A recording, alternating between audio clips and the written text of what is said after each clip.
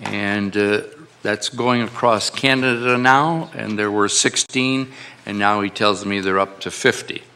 But the good news item is that out of 55 Region Award winners, he was one of them. And he was also nominated to be a Canada Soo founder. He didn't quite make that, but this is all about entrepreneurship, and he does it along with his friends, promoting entrepreneurship primarily amongst young people, and they'd like to get a larger tent size for the people, because that is an issue that we are a bit short of, young entrepreneurs.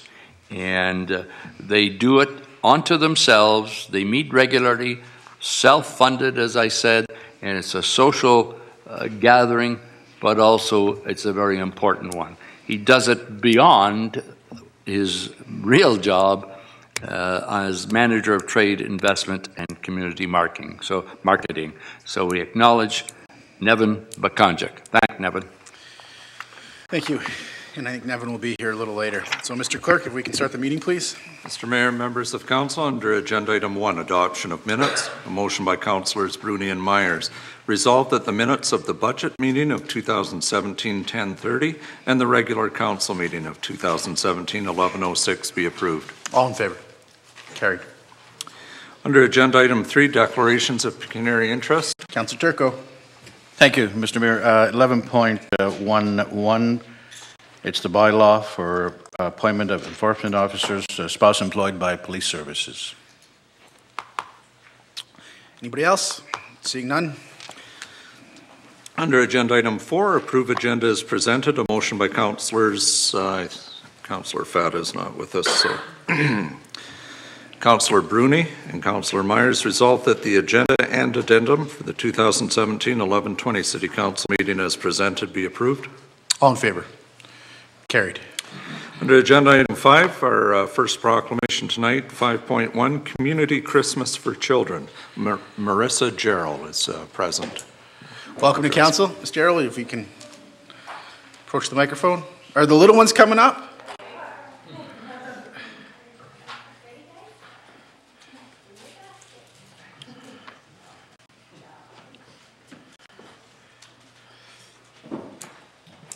Are the little ones, do they have something to distribute to the city councilors? They do. Well, there you go. You can just come right around this way then. Welcome to council. So if you want to come around this way, why don't you come in this way here? And then you can just go right around the circle here. Oh, I think you got a hand up. Oh, let's start over here. Yeah. There we go. Karen, nice to meet you.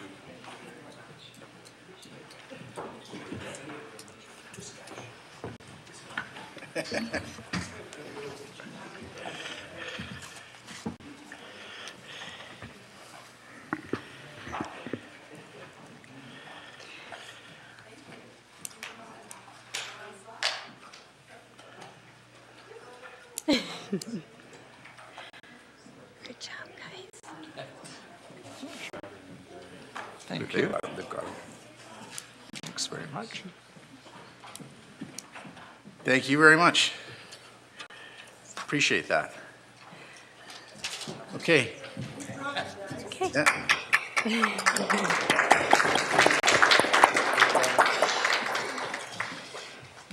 Go ahead, Ms. Gerald. Right. It is my pleasure to share with you our terrific news. The Community Christmas for Children calendar will be available to our children and their families for its 27th season. My name is Marissa Gerald, and along with the Community Christmas for Children Planning Committee, we are grateful the sustainability of this very worthwhile initiative continues to be successful. During the month of December, until the end of Christmas school break, which is January 7th, 2018, over 100 activities will be hosted by local and surrounding businesses and agencies. The annual calendar is packed with details about registration and other information that families can plan their holidays around. All of these exciting events are free thanks to our many sponsors. Our sincere thanks to the local media for keeping the community informed as to where and when to take part in the events. A heartfelt thank you to all the organizations and businesses that have assisted with the distribution of the Community Christmas for Children calendars. Families will receive a copy of the 2017 Community Christmas for Children calendar of events through their child's school, and it can also be found online at www.childcarolgoma.ca and www.volunteerssm.ca. Our Child Carol Goma office will be available for any further clarification, and we can be reached at 705-945-8898. Sault Ste. Marie is known for its generosity and its acts of kindness. Together, we will be celebrating 27 seasons of Community Christmas for Children. We are forever grateful to our business supporters and sponsors. Well done, Sault Ste. Marie. Happy holidays. So, Marissa, why don't you repeat that phone number just for everybody at Sure. home so we can get it out again? Sure. So it's 705-945-8898, and it's Child Carol Goma. Very good. I have a proclamation here to read. So- Whereas children are very important members of our community and the upcoming holidays are a particularly special time of year for children. And whereas the Community Christmas for Children, consisting of community businesses, agencies, and organizations, plan no-cost activities for children and their families during the month of December and the school winter break. And whereas the goal of Community Christmas is to bring together the community to support families and to brighten and enrich the holidays for children. Now therefore I, Christian Provenzano, as Mayor of the City of Sault Ste. Marie, do hereby proclaim December 1st, 2017 through January 7th, 2018 as Community Christmas for Children, and urge all citizens of Sault Ste. Marie to take advantage of the many activities available for children and their families. Thank you. Mr. Mayor, members of council, we have one other proclamation that we've added to tonight's meeting. It's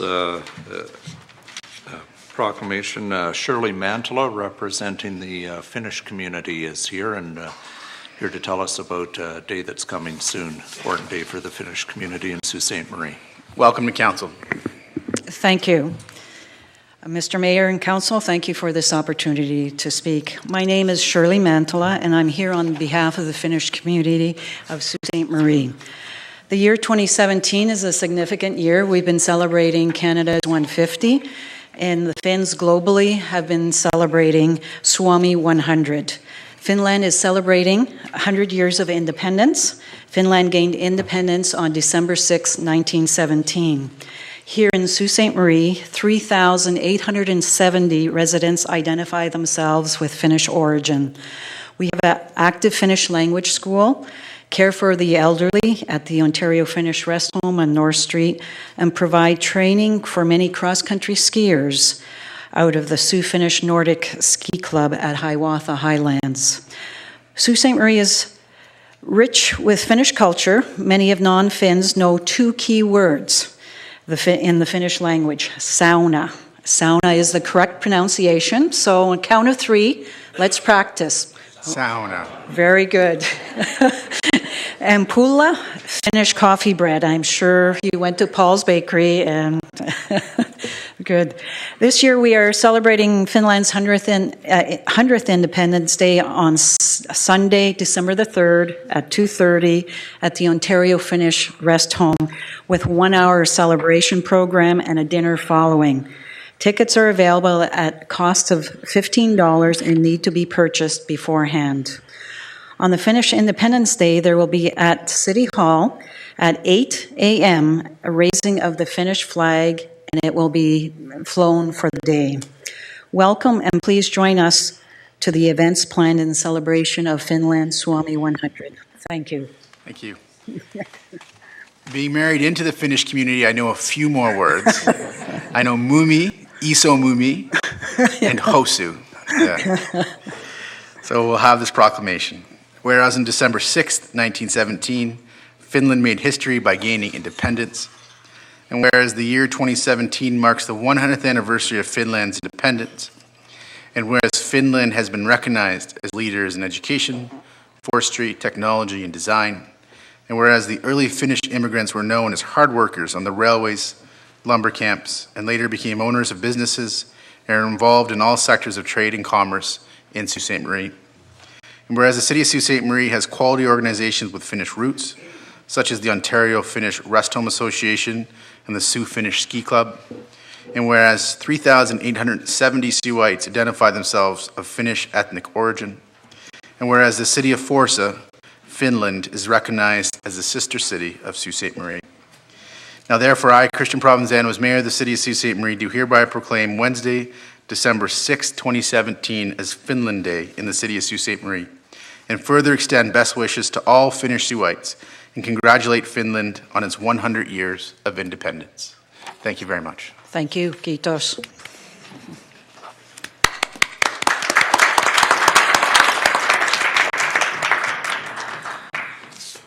Mr. Mayor, members of council, under agenda item 5.2, we do have an update coming on the Noront project.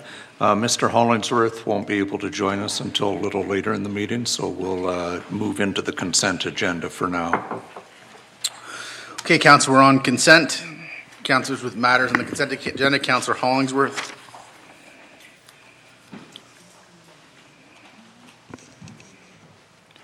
Item number 6.10, with regards to the downtown strategy. Yep, go ahead. Okay, just a few questions. First of all, I just want to say a few great things. It's always uplifting to see focus on our downtown. I think there's many of us in this community that would like to see the downtown to continue to be vibrant and continue on being updated. I want to say congratulations for gaining such a wonderful response with your surveys. And also, I'm really happy that you went out to the public, to such as Station Mall, to gain some input on what citizens feel that the downtown should look like and feel and so forth. So I'm not sure if that was Mr. McConnell that led that, but I think that was well done. Just a few questions. Went through your report, a very detailed report, and I know that speaking to some merchants downtown, I'm just voicing some of their questions on their behalf. The first question I have is, in your report, I may have missed it, but I don't see any comments about safety strategy with regards to the downtown. You're talking about some enhancements that you're proposing, but... So the question is to Mr. McConnell. Mr. McConnell, the councilor is asking you about a safety strategy for the downtown. If you have any answers on that. Thank you, Mr. Mayor. To Councillor Hollingsworth, the purpose of the report is specific to projects that the city would take responsibility for. The issue of safety in the downtown, perception versus reality, what can be done to improve that, would actually be kind of a multidisciplinary task force undertaking. And that actually has been suggested as one of the things that the downtown task force would take on. You'll recall in the original downtown strategy, we proposed doing a task force, and then with the Community Adjustment Committee's report on future Sault Ste. Marie, the suggestion to work as part of the community roundtable with a series of subgroups kind of makes sense to make that downtown task force part of that larger organization, and so that we're all kind of working together. We're not at competing interests here, but that would give us an excellent base. Like, that's the group of people that you want to identify strategies for safety and other things that are kind of affect a lot of different organizations. Everything in this report is stuff that the city would be directly responsible for and that we would take action on. Okay. Does that answer your question? It's been raised. We agree it's important. I think the downtown task force is the right form to put that into. Okay. I know that we briefly had a conversation about safety, but again, a number of merchants have brought to my attention that break-in still continues. So as we move forward, I'd really like to see that on the radar screen with regards to safety. The other question I have is the task force. Can you comment on partnering up with the Downtown Association? You talk about the task force, but how are they going to be linking up or partnering up with the Downtown Association? Well, the Downtown Association would be represented on the task force, definitely. But I mean, along with other people, it would be broader than just the Downtown Association, but certainly they are a key member of it, yes. Okay. And you mentioned in your report about an event coordinator. Again, directing this to you, Mr. McCollum.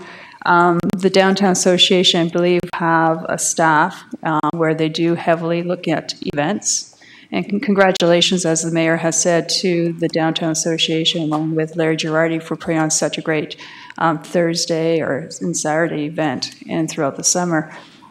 Josh Ingram, the general manager down there, has been putting on some wonderful events. So I know this is still very high level, but you mentioned an event coordinator. How is the event coordinator going to partner with the event coordinator in the Downtown Association? Mr. Mayor, again to Councillor Hollingsworth, we met with the Downtown Association about 6 weeks ago. And at that time, they're quite clear that more downtown events is a direction that they want to go as an association. Mm-hmm. We had some funding identified from FedNor to hire a full-time event coordinator. We were unsuccessful in getting that funding. However, the Downtown Association has expressed an interest in partnering with the city if we can bring some money to the table, either to hire somebody full-time or to hire someone on a contract basis. In all likelihood, that would be on a contract basis until we see how it goes. But it's definitely a priority of the city's downtown strategy and the Downtown Association strategy. Councillor Hollingsworth, I think Councillor Myers wanted to ask a question on the same point. We're signaling that. I just have two more questions on the same topic. On the same point about the hire? No, go ahead. Yeah, On the events person? No, but... Okay, I'm go just ahead. on the events Okay. person. Okay. Am I going to go ahead? Yeah, you can go ahead on the events Thank you, person, Mr. Mayor. and then we'll go back to Councillor Through you to Mr. McConnell. Don, when I read this, it says the possibility of jointly funding a downtown events coordinator. And Councillor Nero and I both, as you know, were involved with the inaugural Queen Street Cruise event that's now had 2 summers. So we certainly are very much aware of the need down there, and that was a partnership with downtown. I don't know where, Mr. Mayor, this is where I need some direction from you as to how down in the weeds we're going to get. I don't know that we need to be there tonight. But I do have some very strong feelings on this particular matter of us, the city, jointly funding a downtown events coordinator when there's many other parts of our community who are also trying to do events. I think at the Bush Plain, most recently presenting to us, who also need help. So I'm a little bit reluctant that we, the city, would jointly fund with the downtown. It was very successful what we did with Queen Street Cruise because it was done through the tourism industry. They jointly funded with downtown. So I don't know where to park that. And I don't, as I said, I don't think we're resolving some of these decisions tonight, but I didn't know when it might be before us again. So I just want to put that out there. Well, we'll just ask Mr. McConnell. Mr. McConnell, I assume that if you were going to hire that position, that would have to come back to council for approval. Am I correct about that? Yes, Mr. Mayor, not so much to hire the position, but to approve the funding for the position. Where we're at is really, this is our recommendation to council as to how to move forward over the next year. If we're successful in our funding, because a lot of this is also dependent on NOHFC funding, then we would come back to council and say, here's what we've negotiated. Is council okay with this? And that would include an allowance to hire a downtown events coordinator.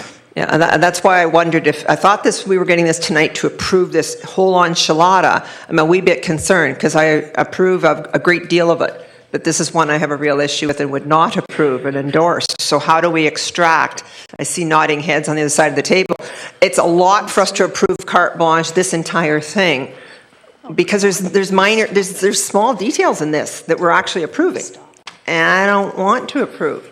So how do we do that, Mr. Mayor? Why don't we go back to Councillor Hollingsworth, let her get through her questions, and before we get to the end of this. I'm just on this events person. Good points, Councillor Myers.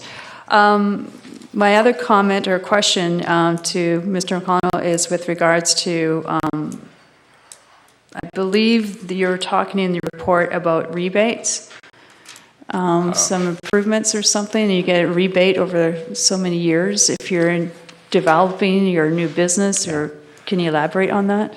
Mr. Mayor, to Councillor Hollingsworth, that was contained in the downtown strategy that council approved last November, And in approximately April or May of last year, Council approved a community improvement plan to put that program into effect. It does have requirements. You must spend, basically have a building permit value of greater than $500,000, but it does allow for tax rebates for major new development in the downtown. And that program is already in effect. Right. Granted, it is in effect and it has been positive, but We've had really good success with that program in the past, Jess. okay.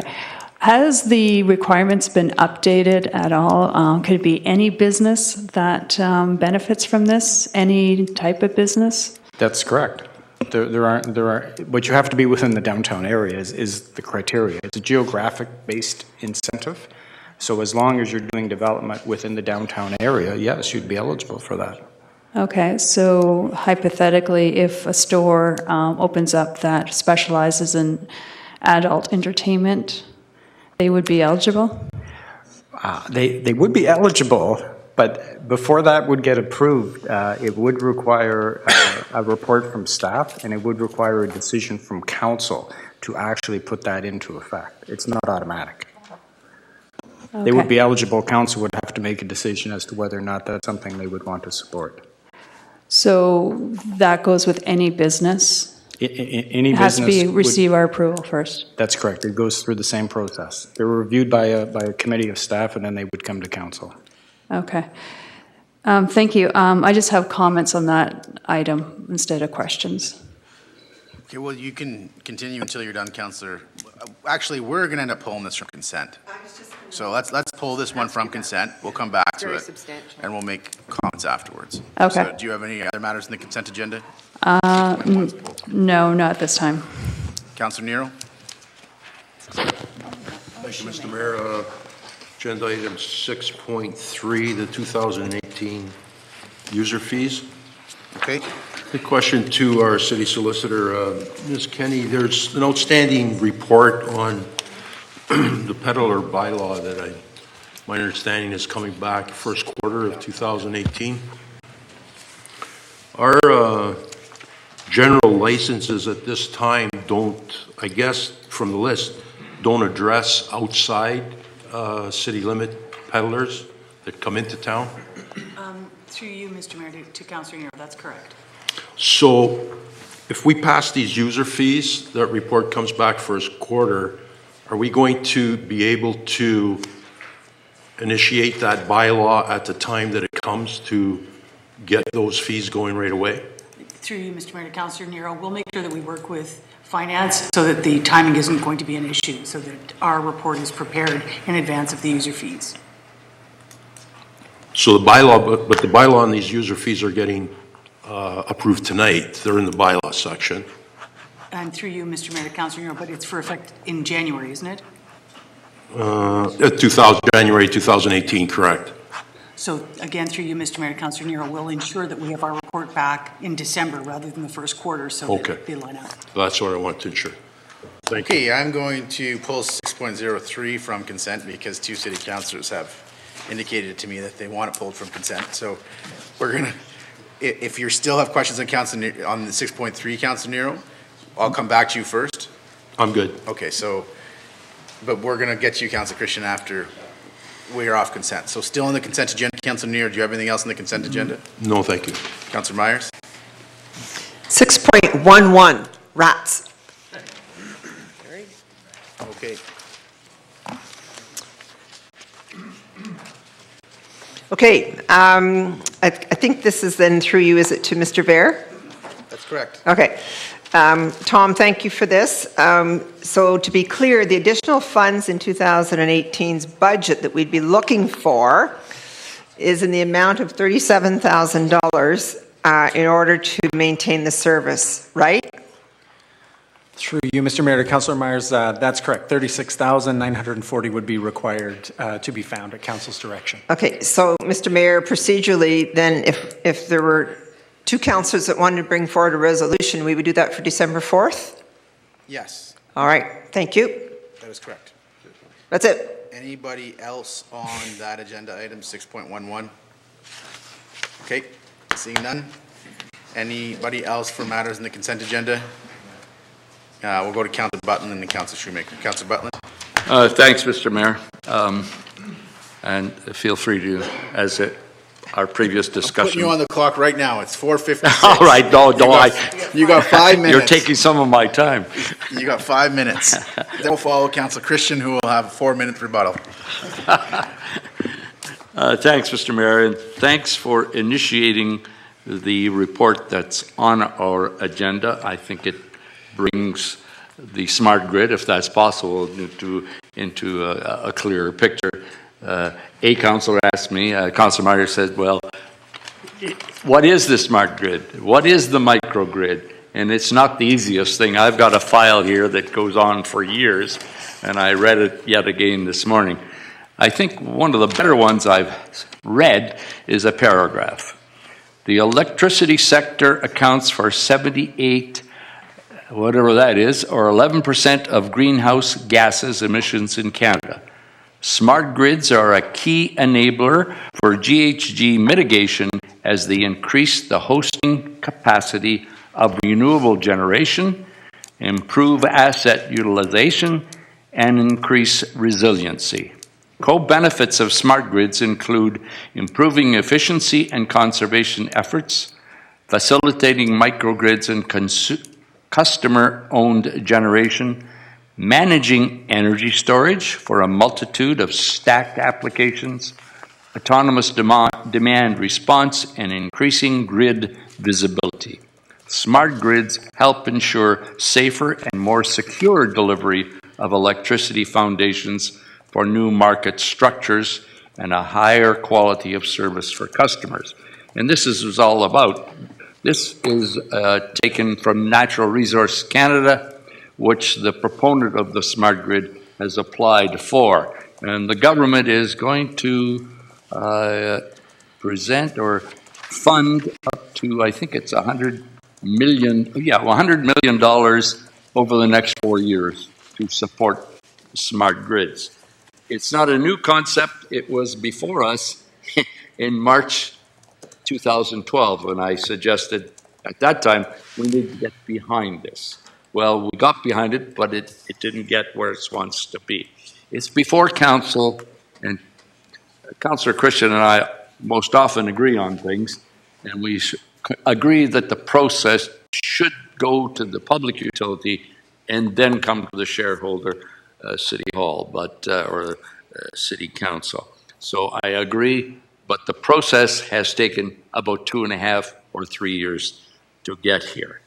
So what are some of the benefits? More in layperson's terms, you don't have to build as many transmission lines, and that's how costly they are. You become unto yourself. You can become an electrical island. Build in rather than build out. I'm sorry. The utility now will be able to handle 1 or 1 million details onto the whole concept of the grid and its electricity that goes into your homes, into industry. And for the first time, rather than all going out, it'll come in. And what is that? That would be a data center, of which we have talked about a fair amount, but never have quite realized the point where the data center became a reality. Over the past years, up until even now, if there is an issue out there, we send a whole crew out and try to remedy a situation before it happens. Or usually they're remedying a situation after the lines have become problematic, they're breaking down. The smart grid will alert the data center and will address the issues before they become a serious problem. So it's going the other way. We will need much less infrastructure. And one of my clippings says the smart storage is going to be a pipe dream. This is just a couple of years old. Well, Sault Ste. Marie has energy storage. So we have all of the things that we've said were important when we said Sault Ste. Marie is the alternative energy capital of North America. We've got it all. And that is probably the only reason the proponents say Sault Ste. Marie is the place to have this, to be a North American showcase, to show other people. And the pièce de résistance for me was when the proponents said, I want to build a northern center of excellence in and around alternative energy, separate from any government money, totally private money, and showcase everything that we are doing, hope to do, and will do. And that showcase will be a building in the downtown area. The developer's been picked. I think the property may be picked. I'm not 100% sure of that. So all of this is complementary to what we have to do anyway with our infrastructure. So that will add to it. And also, we are applying to be a smart city. We are a smart city for sure. But this would be the final leap, I think. It would put us over the top. Who could argue that Sault Ste. Marie is not a smart city? And a line that really got me, it says, this will modernize the grid. It's the internet of electricity. It'll have that impact. We should try to shape our own future. Don't let the future shape who we are. There's so much more, and I haven't done a very good job of capturing this, but Yes. really, 7 minutes, Councillor Butland. we really need, and again, this is one person's opinion, and I wanted to put it out there 3 years ago, 2 years ago, 1 year ago, and I'm saying now, I'm hoping this becomes a reality in Sault Ste. Marie and puts us at the forefront. Thanks, Mr. Mayor, for your indulgence. You are welcome. Councillor Christian. Thank you, Mr. Mayor. Because I agree with Councillor Butland on the point that I can tell you, being involved with the PUC for the last few years, that the PUC is moving in the right direction in terms of being leading edge and getting ahead of other local distribution companies. So there's a lot of good stuff in the works that have already begun, like energy storage. This is all new. These are all new initiatives in the modern age of electrical distribution. So that's all good news. I think it's important, though, I said it before, I'm going to say it again, that there is a process. The PUC is in charge of, or charged with, making this decision. There's a lot of good stuff in here. Some of it is their proposals, their hopes. There's socioeconomic issues that are addressed here. What we need to do at the board is make a business case for it, because this is a multi-million-dollar project, and we have to ensure at the board level that there's a proper business case to be made. There's no doubt that there are benefits attached to microgrid technology. It absolutely does, but we still have to make sure that we do our due diligence, make sure that there's a strong business case for it, and that ratepayers in particular aren't impacted by this. We have to ensure that this has virtually no impact on the ratepayer. So I'm not going to say any more than that, except that it's just a little unusual passing on this information to council before the board made the decision. But I do understand why Councillor Butland wanted to bring this forward. It has taken a while, but I'm sure that we'll get a decision very shortly. Okay. Councillor Hollingsworth. Thank you. Just one comment and then a question. Thank you, Councillor Butland, for leading the way and reminding us on the importance of green energy and so forth. And Councillor Christian, thank you for bringing us updated on the PUC. I personally think this is an important issue, and I personally think I'm glad that we're receiving an update now instead of just waiting until the PUC determines the next step. Being abreast of what's happening is a good way to inform us, but inform the community. So, Councillor Christian, I think you answered my question. It sounds like the PUC board is still looking at preparing a business case, and a final decision has not been made, but will come back to us. Is that correct? Yeah, Councillor Hollingsworth, the PUC board last year permitted staff to move forward with the project on a number of conditions. So they're currently working on those conditions. One of those conditions is City Council approval. So it will come back to us for approval at some point. Today's just for information. But when it comes back to us, the PUC board, as Councillor Christian has noted, is looking at the business case and the costs and how that's going to work itself out. It didn't, during that process, look at the larger and maybe additional socioeconomic benefits. So in anticipating this issue coming back to this group for decision, I knew that you would be getting all of the data and numbers, but I thought important that you also get this type of information. So that was the basis of the motion, was to have council, to have city staff work with our partners to round it out. But you will be getting an additional presentation on the entire UDM project with the costs of the UDM project. And then at that time, we'll retable this report, which you'll have in front of you, and then we will have to make a decision as city council on whether we support the project moving ahead. Okay. Just a couple of kudos to highlighting the socioeconomic. Fantastic, really good information. May I make a comment on this item now, or save the comment till comments? Go ahead. Okay. Make it a list here. So. With regards to the report that we were given to read, I noticed that towards the end of the report, there's one sentence to say that this is one step closer to being a smart city. A smart city, as definition, it's been in the newspaper the last 2 weeks. Bill Gates, through one of his partnerships, have alluded that potentially there could be a future city built in Arizona. Some of you that are out watching tonight's council may have heard that, and it's not actually Bill Gates building it, but through a particular investment company. $80 million is going to be invested into Arizona to build a smart city. According to the definition of a smart city, according to them, is basically looking at, as you said, Steve, Mr. Butland, or Councillor Butland, is electricity, data centers. A smart city is manufactured distribution. So all these futuristic components that make up a smart city is what's going to be looked at.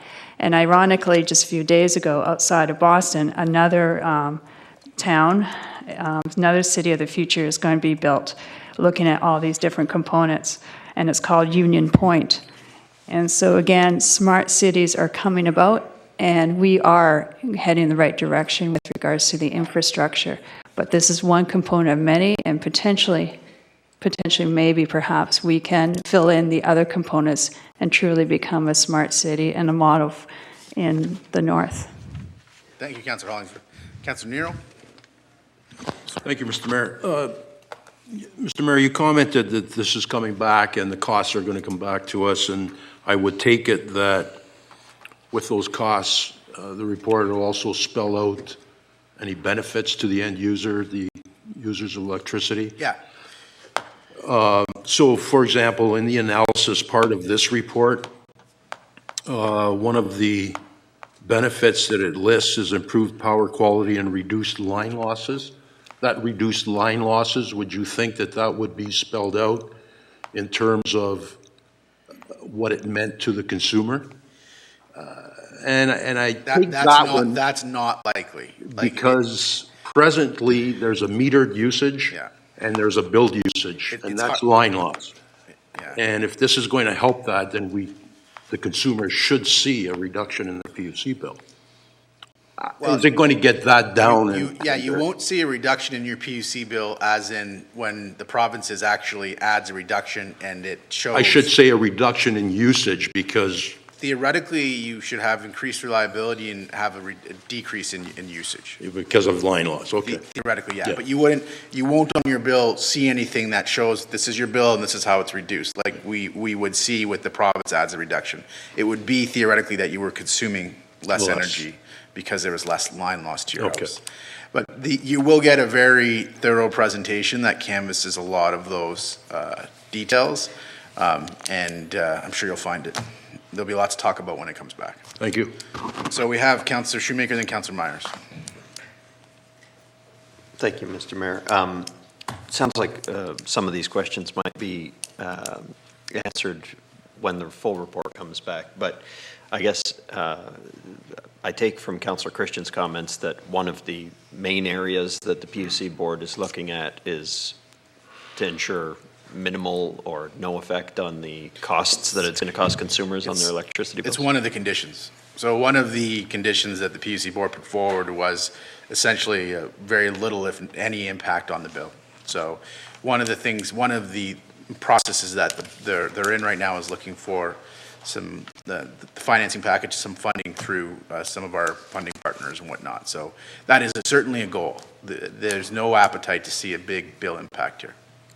There's, from my perspective, anyways, there's no appetite to see any bill impact, because of how the province's decisions have increased our bills in recent years. So, the other question is, with respect to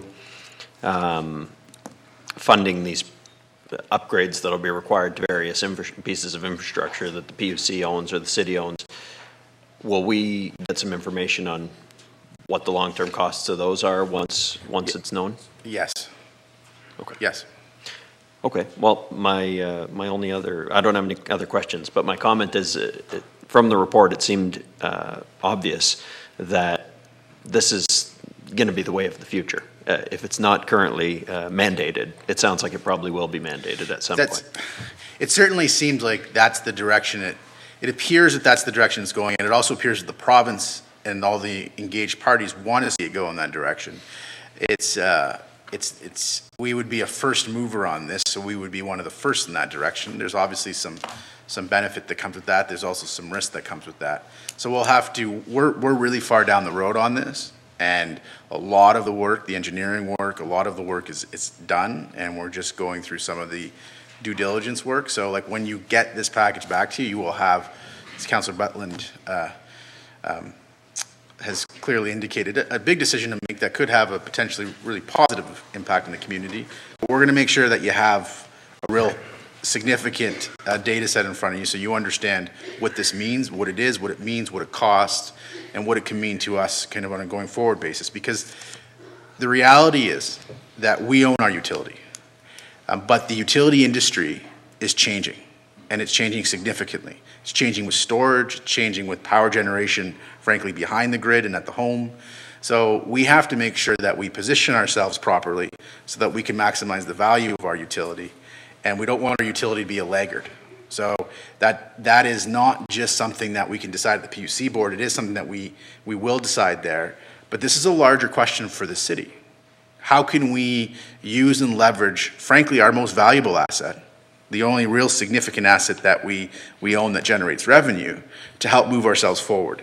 And that's the question that we're trying to answer. Now, the PUC board has to look at that from a specific perspective, and it is. We have a very diligent board who is very thoroughly going through this with the senior staff. But then we have a different set of responsibilities, I think, to the broader community at large.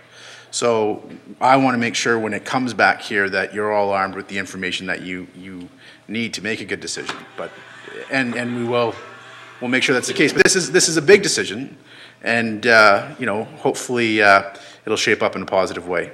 So I think we'll be back here without too much more music to Councillor Butland's ears, without too much more time elapsed to make a final decision on this project. Okay, thank you. So we have Councillor Myers.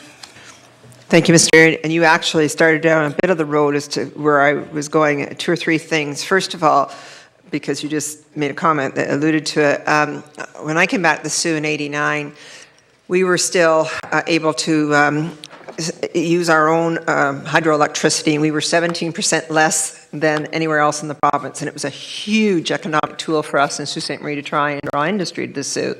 And then, as everyone knows, what happened over time, and we were forced to go on the grid, and we became a level playing field and lost that huge advantage. So that was one of the first things that came back to my mind, is we own our utility here, and we've talked about not wanting to see rates go up, but I believe our dividend is about 2.1 million. Our dividend is $650,000, but we get $1.9 million in interest payments. So Yeah, roughly so $2.5 million a year. yeah, that's what I thought, about $2.5 million. So the point being that we've got to also be concerned about our dividend, not just the rates to all of us as consumers, right? So that is good to hear that that's top of mind. Under the current status of project, it refers to applications to NOHFC under the new investment project, and then it refers also to the Smart Grid Deployment and Demonstration Fund with federal funding in our Natural Resources Canada for a project concept questionnaire. Are those the only two ways that the other levels of government are looking at participating, or will there, someone mentioned a few minutes ago about this may become a point where we're mandated to go down this kind of road. Will the province or the feds, do you believe, have accompanying funding separate from grants and opportunities, such as what's been noted here? I don't know of any additional funds. The CEO or the deputy CEO might know of that, but I think these are the only two applications they have in. Through you, Mr. Mayor, to Councillor Myers, that is correct. These are the two larger ones that are being looked at. The proponent themselves have continuous conversations with their federal and provincial officials that they deal with. The PUC itself is having those discussions with the staff level with the province and the feds. We've had a number of other consultants come and assist in terms of looking at it from a technical standpoint. All of that will be shared as part of the report back that will come from PUC once that board makes a decision on the initiative. But right now, those are the two large ones. Okay, so IE, the Infrastructure Energy, is the private company out of California, correct? Yes. They're looking at bringing $38.5 million to the table, to the project, under this current status of project, it says here. No. So are those that's the total project cost. Oh, okay, proposing to invest $38.6 million. That's the total project cost. IE's proposing to invest. It says, that's what it says. I'm not sure how they framed it, but the project is a $38 million project. Okay, well, under our report, it says current status of project, and the last bullet reads, Infrastructure Energy is proposing to invest $38.6 million into the Soo microgrid. We'll have the CEO speak to that because okay. Because what I was going to ask, and maybe he doesn't, I don't know, is that who is the applicant for these provincial and federal fundings? Is it PUC or is it the private sector? Through you, Mr. Mayor, to Councillor Myers, that's the things that they're working out in terms of the agreements that are being brought forward in relation to this project. The $38 million is described as a $38 million investment, but they still need to work out all the details of like who's making what applications on what basis, what is it contingent upon, and that's all part of the conditions that were applied. There were 7 conditions that were applied when the PUC board first directed their PUC staff to be working through on this project. So that all will be coming back as the report back when it comes to council. And then I'm going to ask a very oversimplified question that's probably just being asked out of my ignorance on this entire huge subject, is do we have to have that private sector partner? We can't be the controller of our destinies ourselves on this. We need a private sector partner, do we? We are not a UDM developer. Okay, so that private sector partner is the UDM developer. Right, so and we can't go out and hire that as PUC or whatever, right? Well, that's what they've done. That's what this is. So they're a partner. They're not a private sector developer that's putting it in their own pocket per se. They've been hired by PUC to be. Okay. I don't need to get that down there. Yeah, they proposed the project to the PUC. They've been working with the PUC on the project for a number of years now. Yes. But I think maybe there were the challenge here is I understand your confusion, but I think that arises from the way that the report was written. Okay. The total project cost is $38 million. We're currently looking for funds which wouldn't change the project cost, but would change the financing that we require to complete the project. And that element of the project will have a significant impact on whether there is an increase or not to the bill, right? So that's what we're working through right now is where the money's coming from and what that looks like and what the costs will ultimately be that are passed on. And so thank you. We're in that stage. Bottom line is it's a good news story. It's got lots of potential. When do we think that might be back to us? Obviously, it's towards spring. I'm not going to venture there. We're going to leave this with the PUC board and the work of the PUC executive. But when the PUC executive and the PUC board is ready for our input as far as we're going to support and approve this, they'll send it back to us. And in that respect, we're just going to defer to them and respect their timeline. Thank you very much. Okay, I think that's it on that topic. Anybody else? Seeing none? Anything else on the consent agenda? Seeing nothing, Mr. Clerk, so we can have a motion to pass the consent with the exception of 6.3 and 6.10. A motion by Councilors Bruni and Hollingsworth, resolve that all the items listed under date 2017-11-20, agenda item 6, consent agenda and addendum be approved as recommended, save and except 6.3 and 6.10. Okay, so we're at 6.10 first, so we will start there. Sorry, all in favor? Okay, well, it's carried. Is Dan here? Yeah. Okay, so carried. So Mr. Hollingsworth is here. So we're going to go to 5.2, and Tom Vera will be doing the presentation, and then Tom and Dan will both be available to answer any questions you have. Thank you for coming, Dan.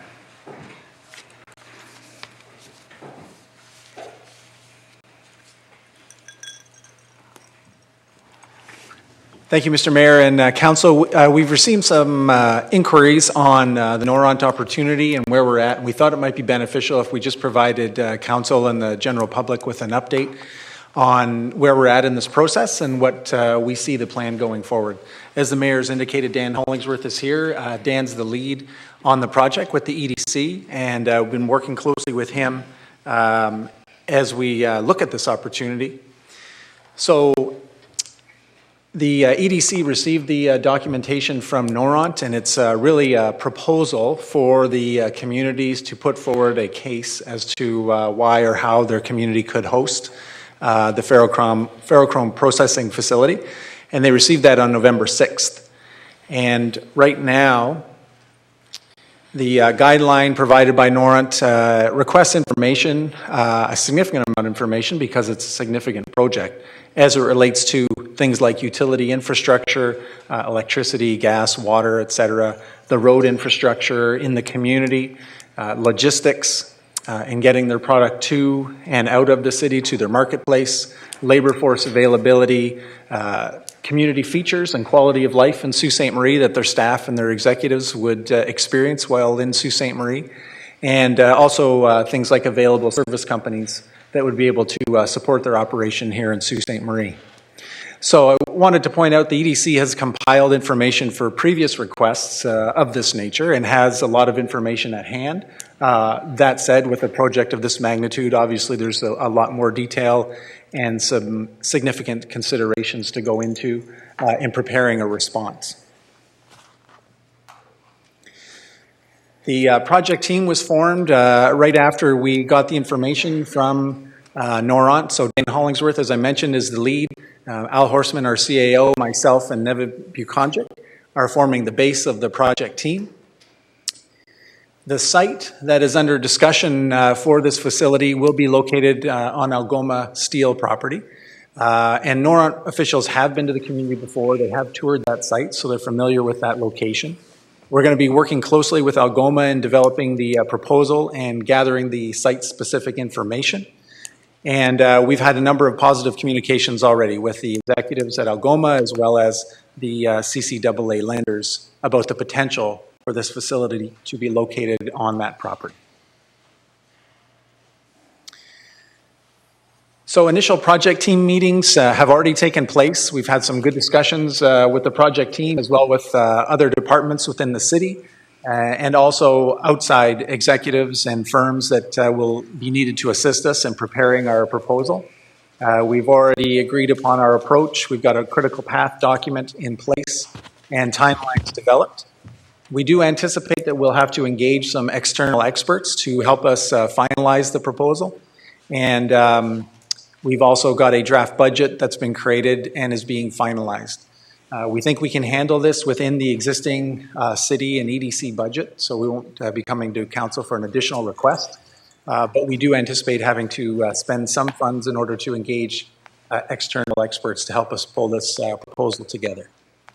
And then from here until the submission date, which is February 2nd, we're going to be having weekly meetings as we track the progress and pull the package together on behalf of the community. The project team will be liaising with appropriate organizations and subject matter experts to develop the proposal. So that would include organizations like Algoma Steel, the PUC, Hydro One, Algoma Power, Union Gas, CN, Huron Central, our airport, Algoma Workforce Investment Committee to look at the labor force requirements, and obviously different city departments and staff. We'll also be working with our local MP and MPP and their staff as we progress forward, and also likely look for support from federal and provincial levels of government as this project progresses. Moving forward, we will also be holding community information and input sessions as information comes to us, and we can explain to the city what this initiative would mean for the community. We'll also have discussions with Indigenous communities, and looking for opportunity with collaboration with organizations like the Chamber and other private sector companies that may have an interest in supporting this initiative in the community. So in terms of next steps, as I mentioned, the proposal is due on February 2nd, 2018. So it's while it may seem off in the distance, there's a lot of information to gather in a fairly short period of time, actually. It's a detailed request and the information they're looking for. So we'll be working hard to pull that information together between now and February 2nd. It is a competitive process, and so there are other communities that are vying for this opportunity. So as such, there's certain information that we want to retain and keep close to our chest as we're preparing our bid. And we certainly believe that we have a compelling case to make to Noront. We believe Sault Ste. Marie is in a good position on this. Again, we'll be working to gather that extensive information and pull it together so we can make the best case possible for Sault Ste. Marie. Okay, so we will start with Councillor Shoemaker. Thank you, Mr. Mayor. I have questions and comments, so I'll start with my questions and then comments whenever we decide to do them. Go ahead. On your list there. We had a slide that had the project team on it. Can we go to that one? Yes, project team. Okay. So through you, Mr. Mayor, to either Mr. Hollingsworth or Mr. Ver, the project team, does it, I know you said you'll consult with subject matter experts, but are you bringing anybody else into these committee meetings? Through you, Mr. Mayor, to Councillor Shoemaker. The meetings themselves we've maintained within this core group for the project. That said, we've had meetings with other city staff to prepare the other information. We do anticipate meeting with the external experts as it relates to things like logistics or environmental, or even pulling together the bid package and the graphic design and all that type of thing. But they'll be brought in on an as-needed basis. Okay. And then, yeah, I think the next slide was community support. Maybe two over there. That one. So it says you'll liaise with the appropriate organizations, subject matter experts, and then it says you'll also work with the local MP and MPP. So I guess it might be just the way it was worded, but are you also going to liaise with the MP and MPP? It says you'll work with them, but it's sort of separate from the liaising aspect of the project. Yes, through you, Mr. Mayor, to Councillor Shoemaker, we will be liaising with both the MP and MPP as the process unfolds. Okay. And with respect to the input from Indigenous communities, I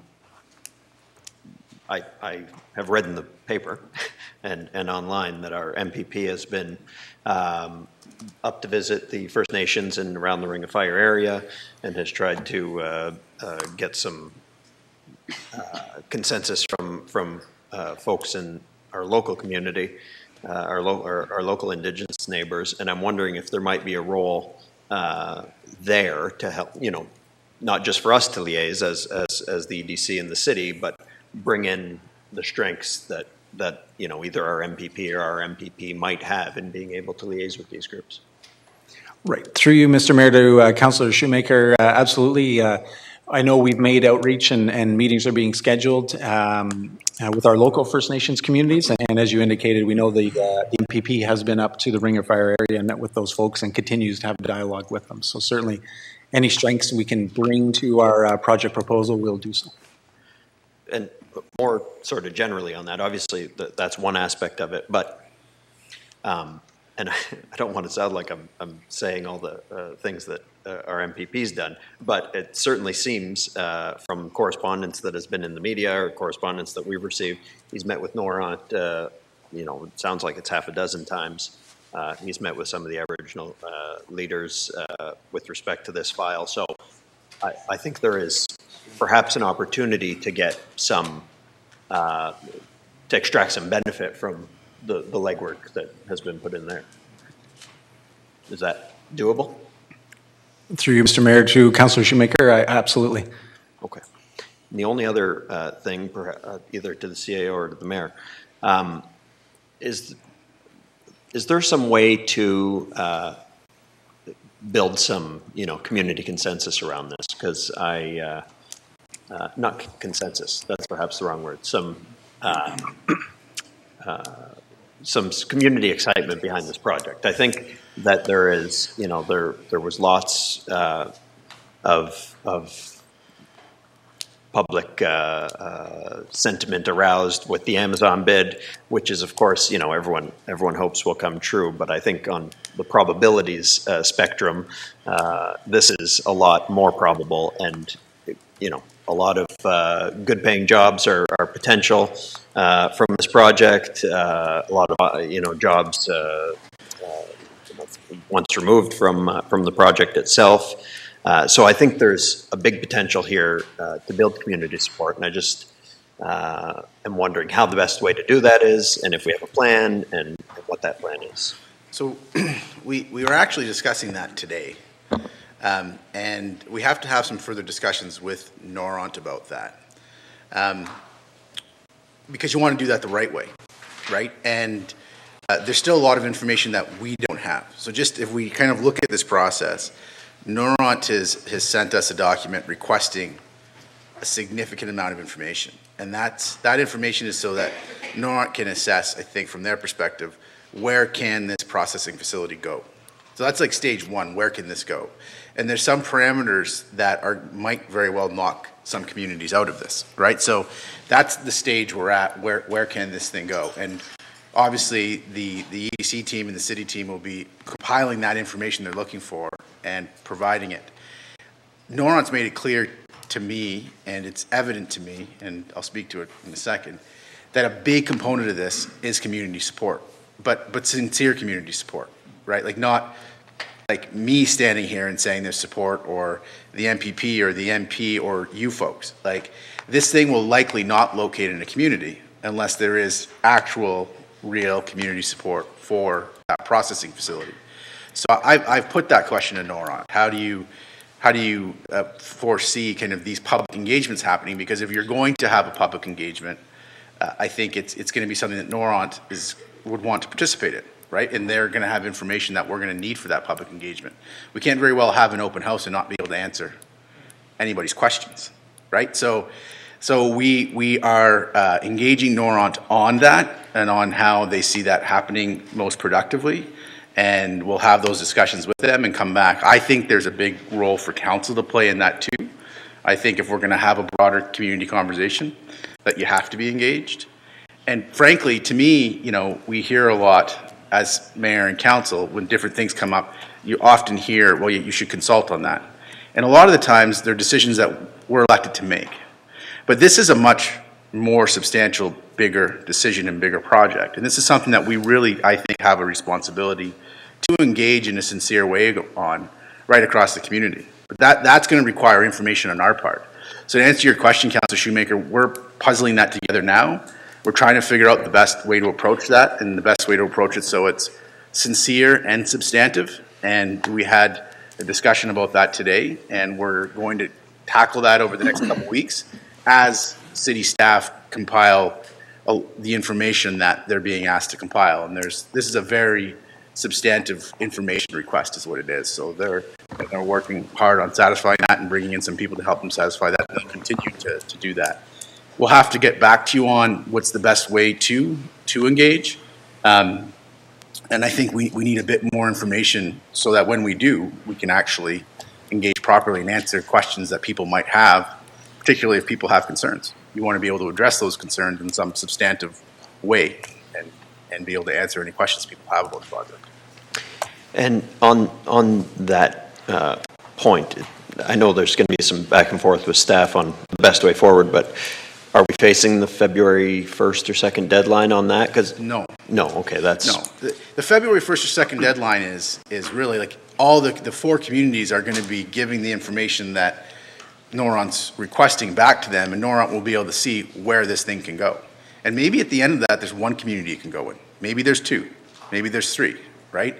But it's not as if here is the deadline. If you don't prove to us by this deadline that your community wants this, you don't get it, right? That's not part of the request for information. The request for information is, here's the data that we need from you to assess this project in your community. But then once they have that, I think they're going to get a better sense of where they're going to go or where they're going to want to go. And then that's going to create a whole other engagement and process.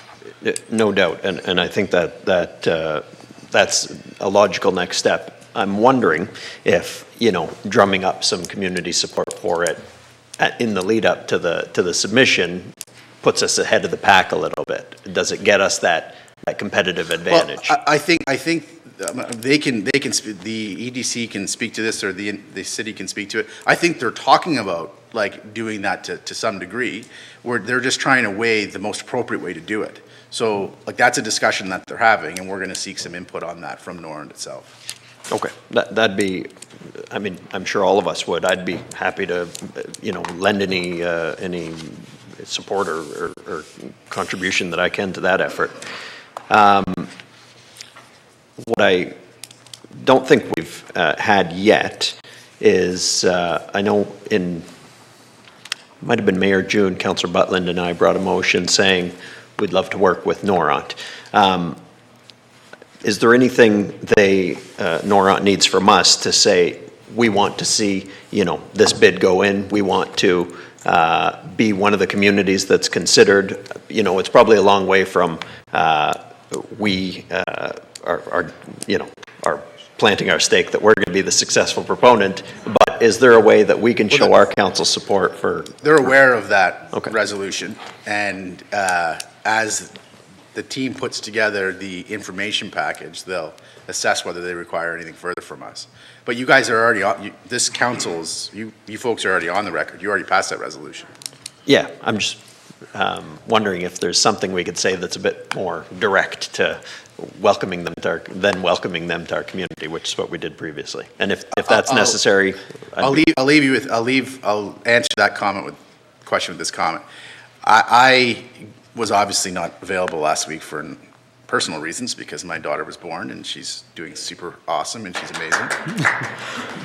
But today the innovations, not the Innovation Center in Paul, sorry, the EDC and the city staff brought me up to speed, and I want to assure you that what they've done to date and their critical path document and their timeline document is incredibly professional and very thorough. And I have a tremendous amount of confidence that they're working really well together. And I think that they are going to hit a home run on the document that we submit back. But we're going to be very thoughtful and careful throughout this process. And frankly, I think that Norront wants to see a thoughtful and careful partner. And so, we're going to be measured in our approach, and we're going to make sure that what we do is in lockstep with our communications with them, and we have to date. And I just want to express confidence in Dan and Nevin and the EDC staff that are working on this, and in the city staff that are working on it, and assure you that we will be back to you at the appropriate times. And if we need something, we will absolutely ask you for it. The end result is, I don't see this at all moving without your participation We just haven't gained out kind of how that should properly work. Those are all my questions. I have a brief comment. I think it's a great project, a great opportunity. Councillor Butland and I, and I think Councillor Fata were at the Chamber of Commerce event in May, talking about the potential for this Ring of Fire, the development of the ferrochrome processing facility. I think it is probably a once-in-a-generation opportunity for our community to help diversify our economic base with something other than the one industry or the one or two industries that we've been reliant on for a century. So I think this is represents the greatest economic opportunity for our city. We have to make sure we have everything right. I appreciate the updates. I'd like regular updates. I think that would be helpful to us. And obviously, if there's anything council can do, I'm supportive, and I'm sure the rest of council is as well. Okay. Thank you, Councillor Shoemaker. Councillor Myers? Thank you, Mr. Mayor. I don't know. Is this more important than Amazon, Matt? I don't know here.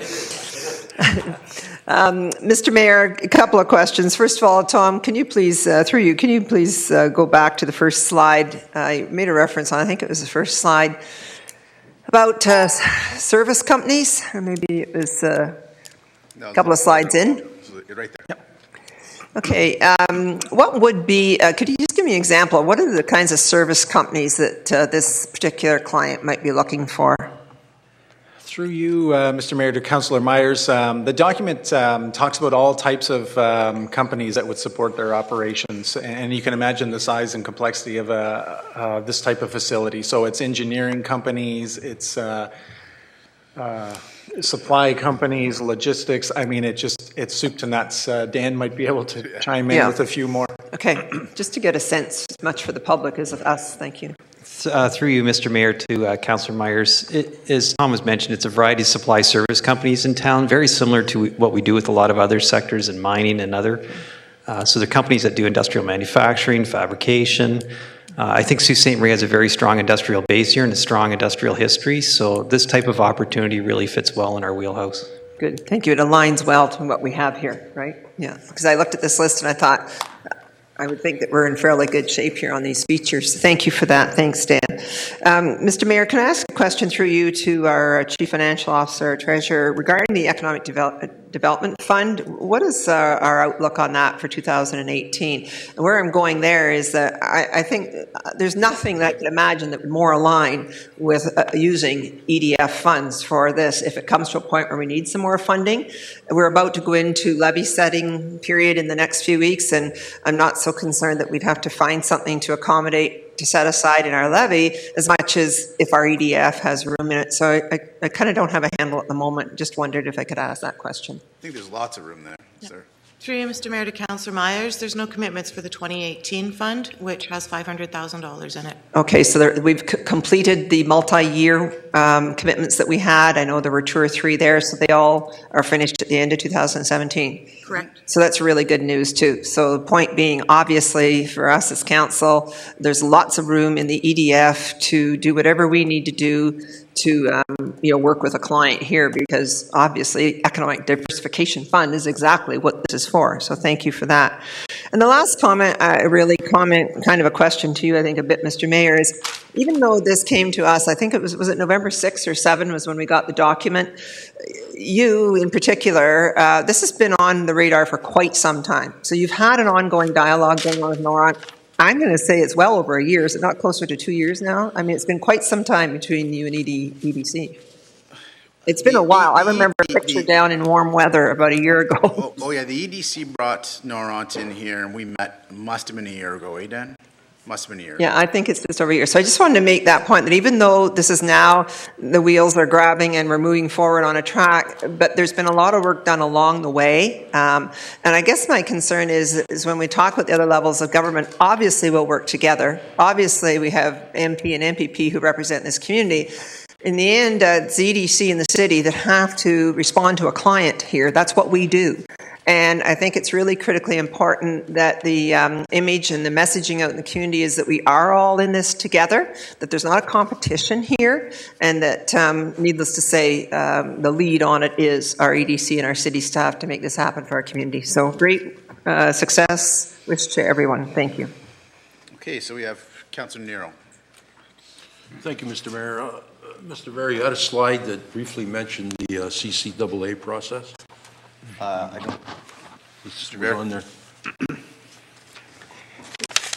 Okay, so on that, are you confident? Do we have a good feeling that the CCAA process is not going to negatively impact the decision making on this proposal? Like, where do we stand on that? Well, I certainly am very hopeful that the CCAA process will be over, in the new year.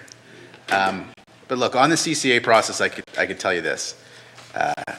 We've had good conversations, positive conversations with the Algoma executive, and they're working with us on the project. As you're aware, when we were in the negotiations on our tax deal, at the same time, I raised the economic development issues with the term lenders. And we got a commitment from the term lenders to work with us on economic development issues, including the Noront project. I have talking to Noront about the CCAA process. I've given them whatever information I have or can that's appropriate on the CCAA process. And they're aware of where that's at. They're also aware that the term lenders are happy to meet with them when they're interested in meeting, and that they could have discussions amongst themselves about the use of the land. We're getting participation from Algoma, and we have support from the term lenders to move forward on the project. And when we look at the document that the EDC and the city received, we could provide all the information that they're looking for without being hampered by the CCAA process. So obviously they need to have the participation of the company, because that's where it's going to be located. But we have no reason to believe at this point that we don't have the participation of the company. We have every indication that we would have the participation of the company, and they're working on that, and city staff and the EDC are meeting with Algoma, and it's going positively. Just to qualify that, then we have the participation of the company knowing who the company may be. Well, there's only one party. There's only one party in the CCAA process. It's not a multiple party process right now. There's one party there. So we have had conversations with that party about this project, the importance of the project, and wanting their cooperation with it. And they've been cooperative and positive. Okay, So good. we haven't seen any roadblock or negativity either from the term lenders or from the Algoma executive. Yeah, and I guess just, based on what you said, that you would hope that this is resolved before the end of the year. If it didn't and it went to the February 1st deadline, from what you said previously, it wouldn't impact it either then. We don't believe it will. We believe that what the term lenders want is, what Noront wants to see is land that meets its criteria, right? So we have to make sure that's the case. And then a party that is interested in working with them. They're not looking to sign any contracts or any contractual commitments. They want to make sure that the land meets their criteria, and that the party who owns the land, in the case of Sault Ste. Marie, it's Algoma. In the case of other communities, it's other parties, would be interested in working with them to obviously work out something on commercially reasonable terms. But those are terms that they would have to work out as between Algoma and Noront. Right. Okay, thanks. And anybody else? Councillor Hollingsworth? Thank you, Mayor, for that clarification. That was one of my questions about basically CCAA, if it comes out to be a different outcome. However, if it does come out to a different outcome, it sounds like the two companies would, including the city, would try to make some backup plan work. But my question is this, how long, hypothetically, would this take to be actually, if we're successful, to be here in our city? Some people have said you're still looking at 10 years out, roughly speaking. Maybe Dan, would you like to speak to that? So what do you see as the timelines on this? Through you, Mr. Mayor, to Councillor Hollingsworth, we expect that this is probably a 5 to 10 year project with the work that's involved in getting this plant up and operational. So we feel that timeline is realistic. But would that timeline start now, or does that timeline start when they actually get a road into the resource? Well, there's a lot of work that would have to be done to get to that stage. So that's why we're thinking that, this plant is probably a 5 to 10 year window before we see it in Sault Ste. Marie. And I'd be optimistic. Second question. Basically, yes, February is when we're going to submit our proposal. Any idea when, if they will come back to us saying that they've basically shortlisted us or so forth? It's already a pretty short list. Okay. Yeah, there's 4 parties on the list. Okay. So I guess your answer is, when will we hear back after we submit our proposal? Dan, do you have any feedback in that regard? Through you, Mr. Mayor, we do not have a solid timeline on that yet. They have not provided that information. Okay. And one last question. Again, going back to eventually we'll get to the stage that we'll go out, educate the community. Just a comment. I think it's very positive. I know that some of our constituents have been already emailing us saying about environmental concerns. However, with the latest updated technology, I think environmentally it could still be a friendly investment. But with regards to the concerns about it's going to harm our environment, there'll be a session on educating around that.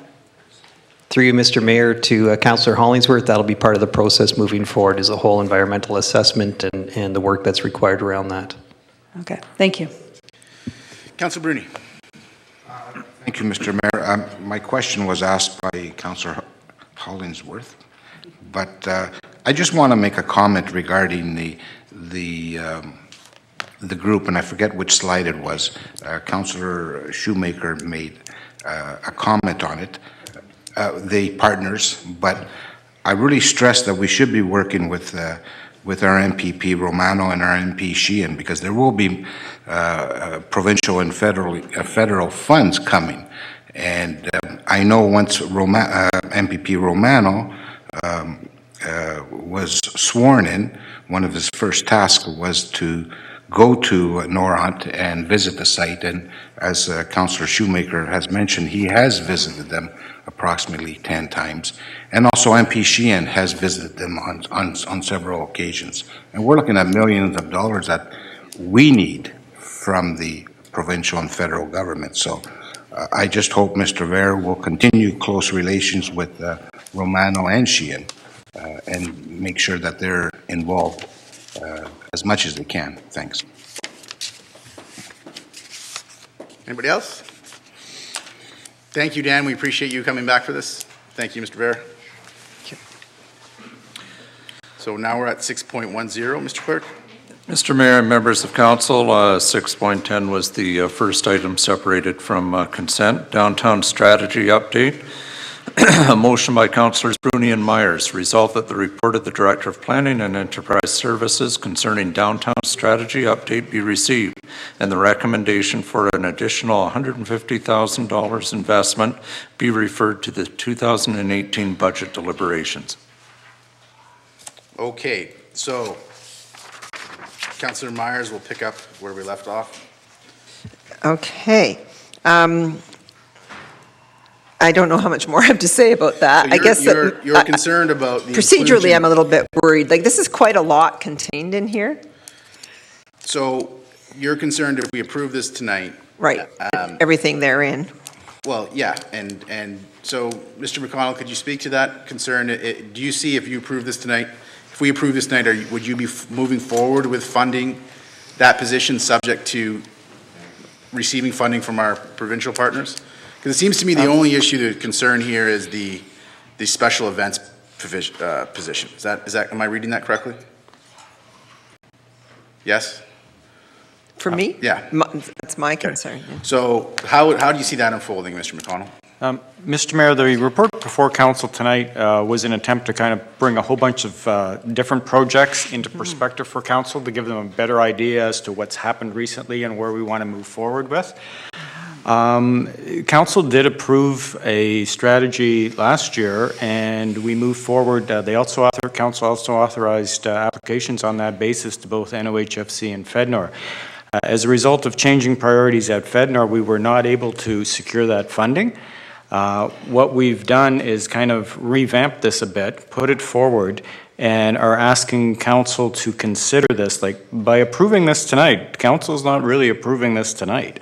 What they're doing is they're accepting the report. The approval will come with the additional funding as part of the budget. So that's a question for council to debate in December. If we are successful at that state, in the sense that council does agree to some additional funding, we will go back and resubmit our NOHFC application. Hopefully at that point, we will be successful in securing some additional funding from NOHFC, and we will report back to council. But before undertaking any specific action, we would have to come back to council with a report and request approval and obtain approval on each one of those actions, whether it's be an event coordinator or any other one of the recommended projects. Okay, can I just ask a little more clarification? Yep, go ahead. Thank you, Mr. Mayor. Thank you, Mr. O'Connell. That's most helpful. That's kind of where I was going, is that it's a fulsome report. There's a lot in here. Needless to say, things like item 12, the Millennium Fountain, I'm 100% supportive of. I mean, there's a number of things in here. And I guess my concern is that each one of them are fairly substantive, and how do we debate them? And I mean, I'm not sitting here suggesting we have to have 12 separate reports and debate each of them as 12 reports, but I do think it's an awful lot, and I wanted to be clear that tonight we're not saying, yep, go ahead, green light on every single one of these, funding or no funding. I mean, that's my concern, Mr. Mayor. No, I think we're giving them direction to work on these things, and then they're going to have to come fair back. enough. Councillor, I'm sorry. Mr. McConnell? Thank you, Mr. Mayor. I think it's important for council to keep in mind that if council accepts this report tonight as information and then in December does approve some additional funding, we're going to sit down with NOHFC, but there are no guarantees that NOHFC will approve all of these items. Okay, but when does council get to approve them? Because that's where I'm mining down to. Basically, what you're doing by approving the funding is giving council, is council's authorizing staff to sit down and have those discussions with NOHFC. So if there's something that it really bothers council at this point, one of these projects, just advise advise staff that we don't want staff to pursue that item further. And I guess, Mr. Mayor, again, I'm starting where and again, nodding heads. I'm not the only one, I don't think, that feels this way. I'm just the one that's yapping at the moment here on this. No, but the challenge we have, Councillor Myers, is that, so we approved a downtown improvement plan, like a broader plan with a number of initiatives. We didn't get all the funding we were looking for. Right. Staff's coming back to us, showing us what they did and what they want to continue working on, but they need approval from us to sit down with the funders. Right. And we can't one-off these things like 12 at a time and them have 12 different meetings about all 12 of these things. So if there's something you want excluded, we'll exclude it, and they'll sit down and work on the rest of the plan. Okay, but I'm just one person. I think we need to ask. I mean, I don't want to see the city funding, even in part, an events coordinator for downtown, when there's many others in this community who could use funding for an events coordinator. And I know there's other ways of downtown doing it. So that's just me on this one, but maybe the rest of council has no problem with it in the majority rules. I mean, I'm just raising this. Okay, so Councillor Bruni? Thank you, Mr. Mayor. Through you to Mr. McConnell. The FedNor funding was unsuccessful. How much was the funding for? It was for $975,000. $975,000? And the NOHFC funding, the application hasn't gone through, correct?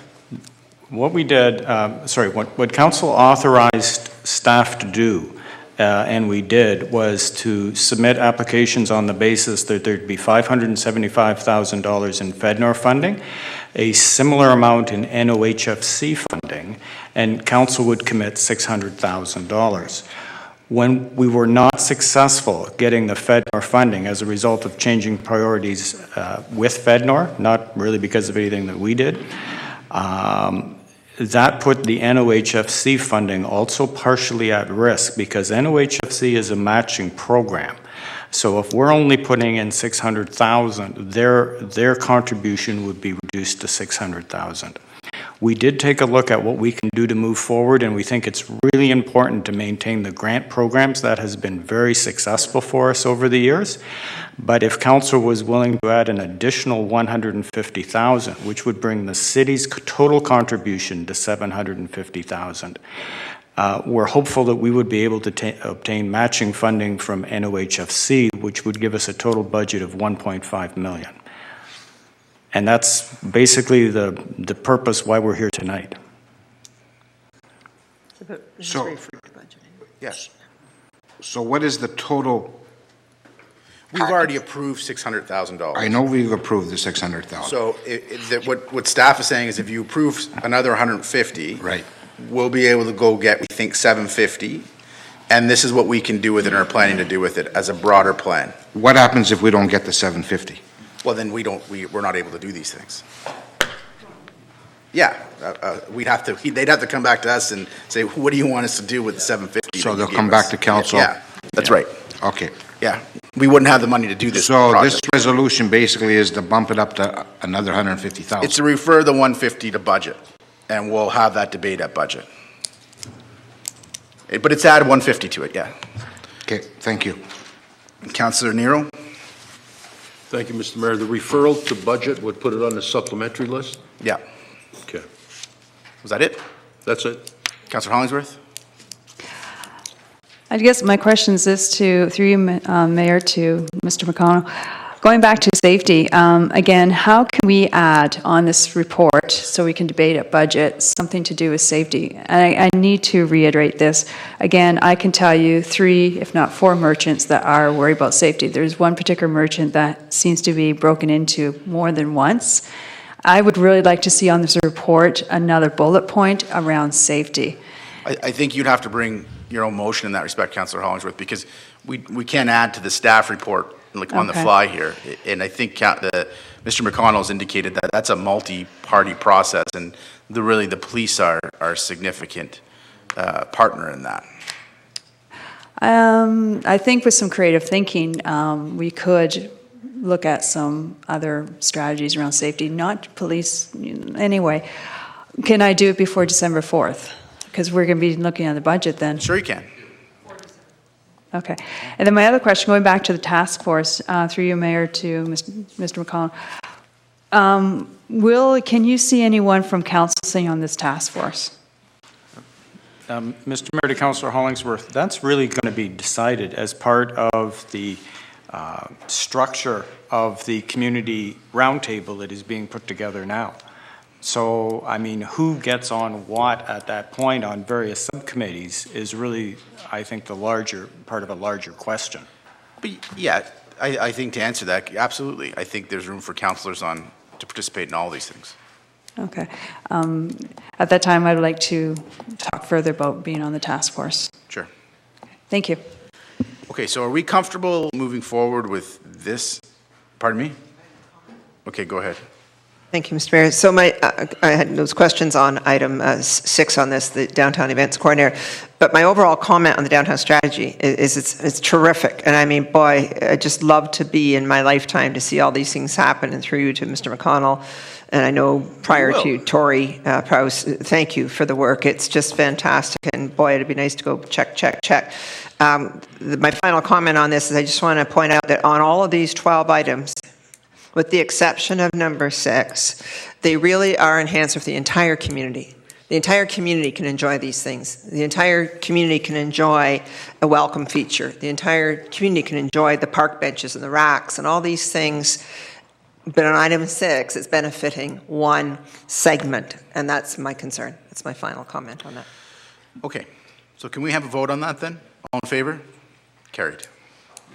So we are down to 6.3, which is the user fees. Mr. Clerk?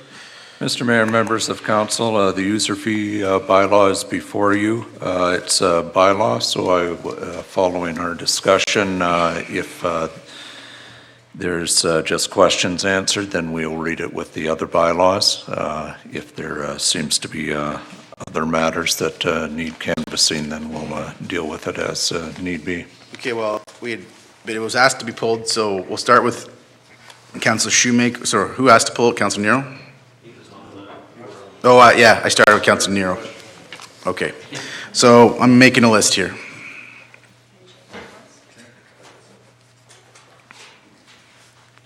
Go ahead, Councilor Nero. No, I'm good, Mr. Mayor. I asked Oh, my okay. question. Okay, so then we're gonna go with Councilor Turco, then Councilor Christian. Thank you, Mr. Mayor. Which list am I on? You're on the first one, Councilor The Turco. naughty list or the good list? Thank you. We have just a couple of questions. I don't know who I should ask this about this particular item. Everybody's here to answer on that item. Okay. So, here's the first question then, through you, Mr. Mayor. When was the last time? We do this every year? We don't do the substantive process we did when we hired the consultant to review our user fees, but you do set user fees every year. So it's kind of through you, Mr. Mayor, it's an automatic process that we do? Well, this was much more substantial. was. We hired a consultant that looked at all of our user fees and how they related to kind of industry standard and where we were high and where we were low and where we needed to make some adjustments. So this is a more substantial process that we've as a council engaged in for the first time. The reason why I asked those questions, Mr. Mayor, because I got a few questions from constituents in the last couple of days about a couple of items, which I'm getting to. And my other question is, what does it mean when you say add or exempt beside the report? Okay, so we're going to go to the treasurer on that. Ms. Schell? Through Mr. Mayor to Councillor Turco, that refers to whether HST is added to that service fee or if it's exempt from HST. Thank you. The questions I had in the last couple of days is the transit.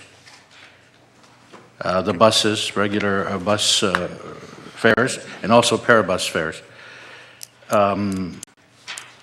There are people that have called me that are not happy, again, about the raise, even if it's only, I see, for example, the community bus is 10 cent increase to a lot of people.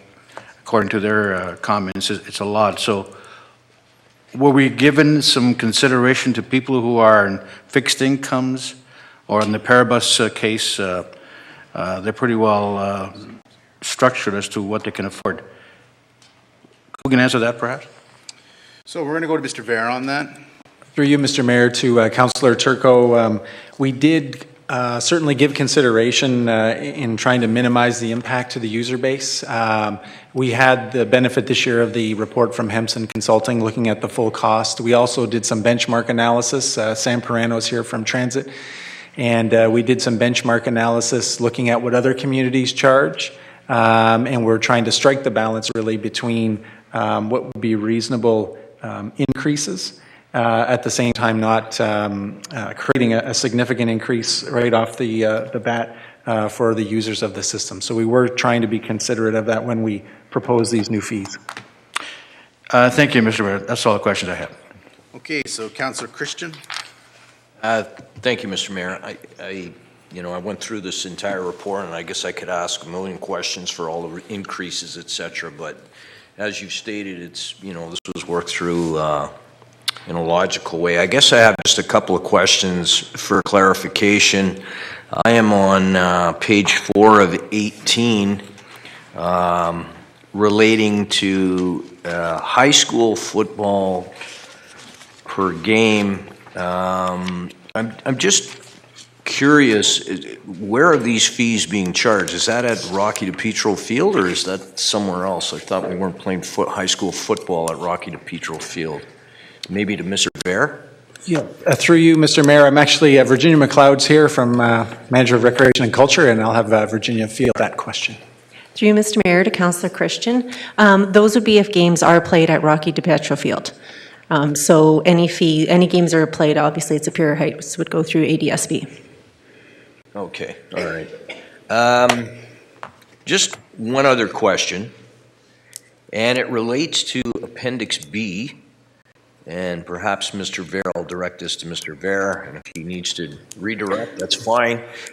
This relates to ice rental fees going up, which clearly we need, but I'm just wondering if the arena's usage report played any factor in this. I know we're waiting on final results. I'm just wondering where that fits in when the time comes.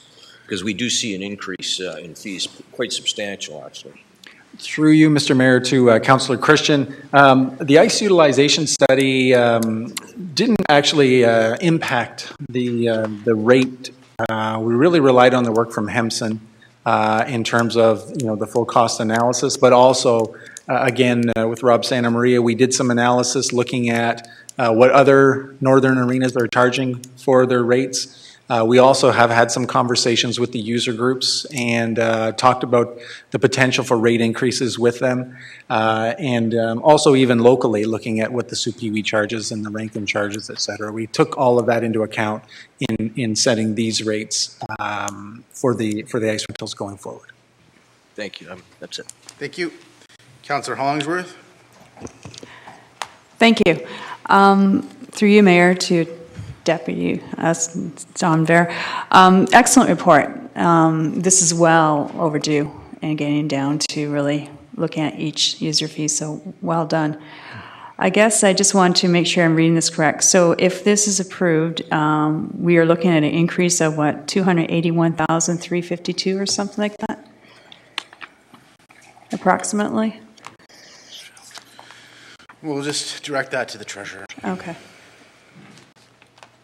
Through Mr. Mayor to Councillor Hollingsworth, that is correct. It's $281,350 that would increase revenue on the 2018 operating budget, and it's already reflected in the preliminary budget that you are going to see tonight. Okay. And one other question. Councillor Turco was alluding to this, but again, we haven't had a real in-depth review like this for a long time. And through you, Mayor, to Tom Ver, I'm assuming that this exercise will not take place again to this depth for some time. But now we're basically comfortable that we're at a proper benchmark and we can now move forward in doing our own reviews periodically. Is that correct? We're going to direct that to the CAO. Okay. Thank you. Through you, Mr. Mayor, to Councillor Hollingsworth. That is correct. And to be clear, this is a report that came from the CFO and treasurer for the city in terms of the overall user fees. That was contributed to by the various departments. But we are, and we did do that exercise with Hempson with the intention of making sure that we were in line in terms of our fees relative to costs being incurred with what's required and what's been done in other communities. So that is now been completed. So we don't expect that we'd be making that kind of comprehensive review again for a period of time, 3 to 5 years or more. Okay. Thank you also to Shelley, the Finance Department. One last question. Going to the lottery licenses and so forth. Lottery licenses, is that not usually something that charities apply for? And the also raffle tickets? There is on page, I think, 2. Through you, Mr. Mayor, to Councillor Hollingsworth, yes, that is charities. They need to be a charitable organization in order to apply for a lottery or raffle license.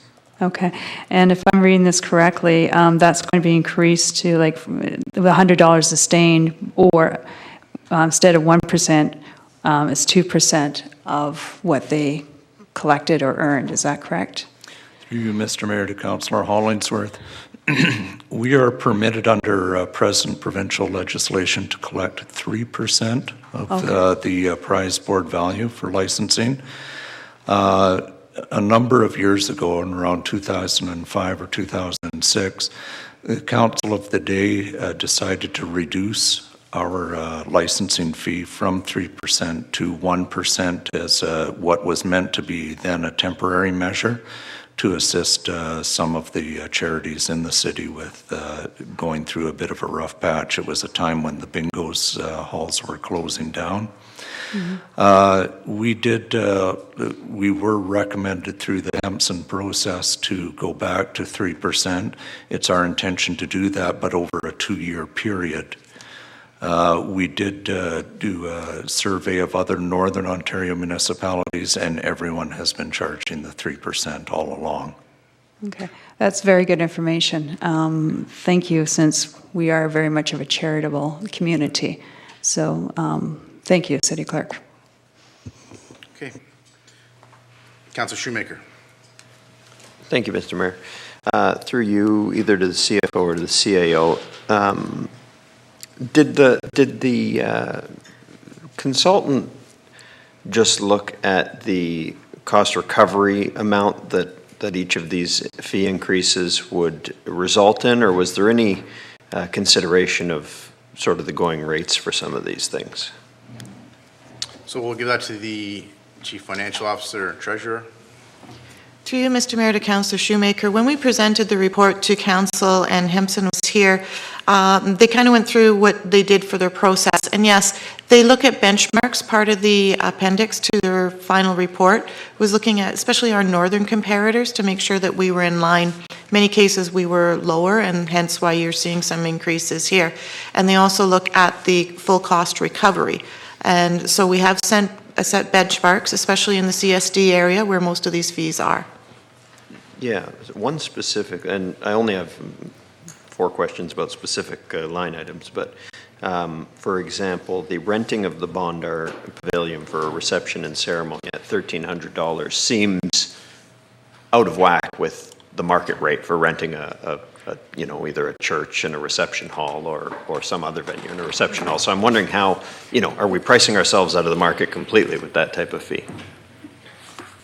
Through you, Mr. Mayor, to Councillor Shoemaker, we did take a close look at what's happening in the community as well as other communities. For that rental rate, we do all of the setup. We provide the tables. They have a kitchen access, and we have staffing there for the whole day. So a lot of times for the ceremonies, we are setting up one area and then moving over to the other, as well as alcohol at the site. So for some venues, they get the venue, but then they have to bring in their own tables, chairs, and everything as well. So we were very cautious when we did look at that pricing. Okay, yeah, that's helpful information.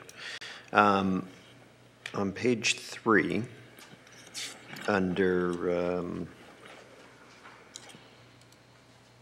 under athletic fields, through you, Mr. Mayor, probably to Mr. Vare. I notice there's small increases for almost all the slow pitch stuff, and then you get to the cricket one, and it's almost a doubling of the fee. So I'm wondering why that one is so out of whack with the other ones. And I see Ms. McLeod wants to answer. So. Through you, Mr. Mayor, to Councillor Shoemaker. Cricket's been working through, they started about 5-6 years ago, so with many organizations, we do work with them to get their kind of feet underneath them, get them off the ground.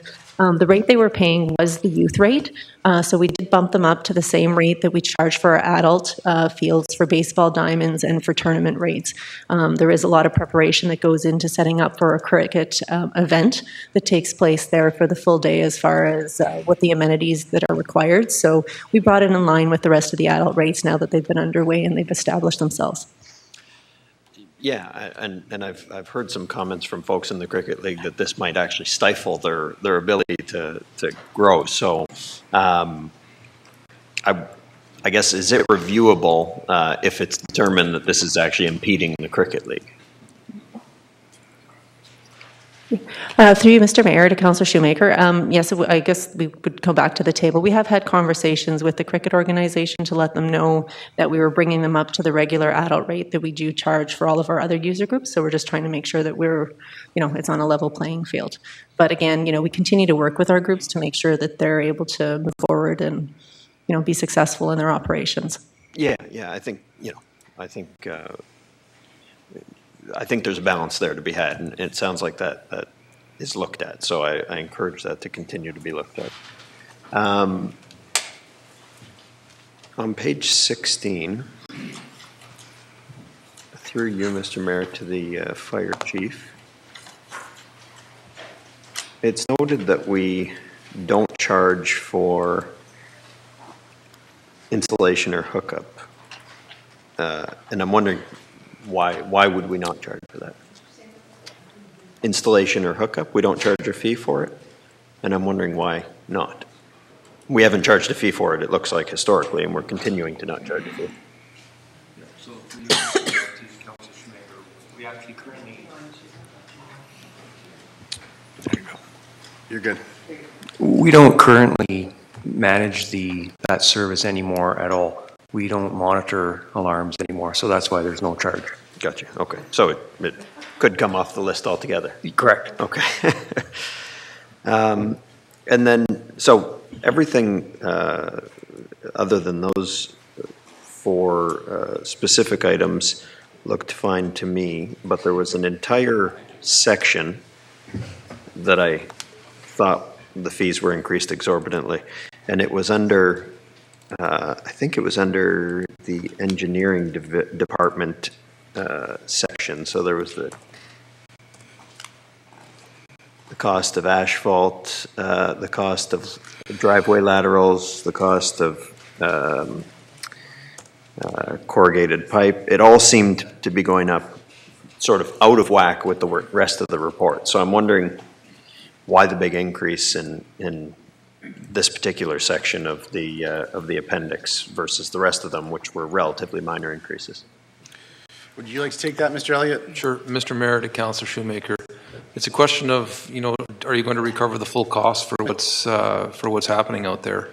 The city takes a significant loss on the construction of sanitary laterals to residences, and it's an attempt to, over the years, actually fully recover that cost.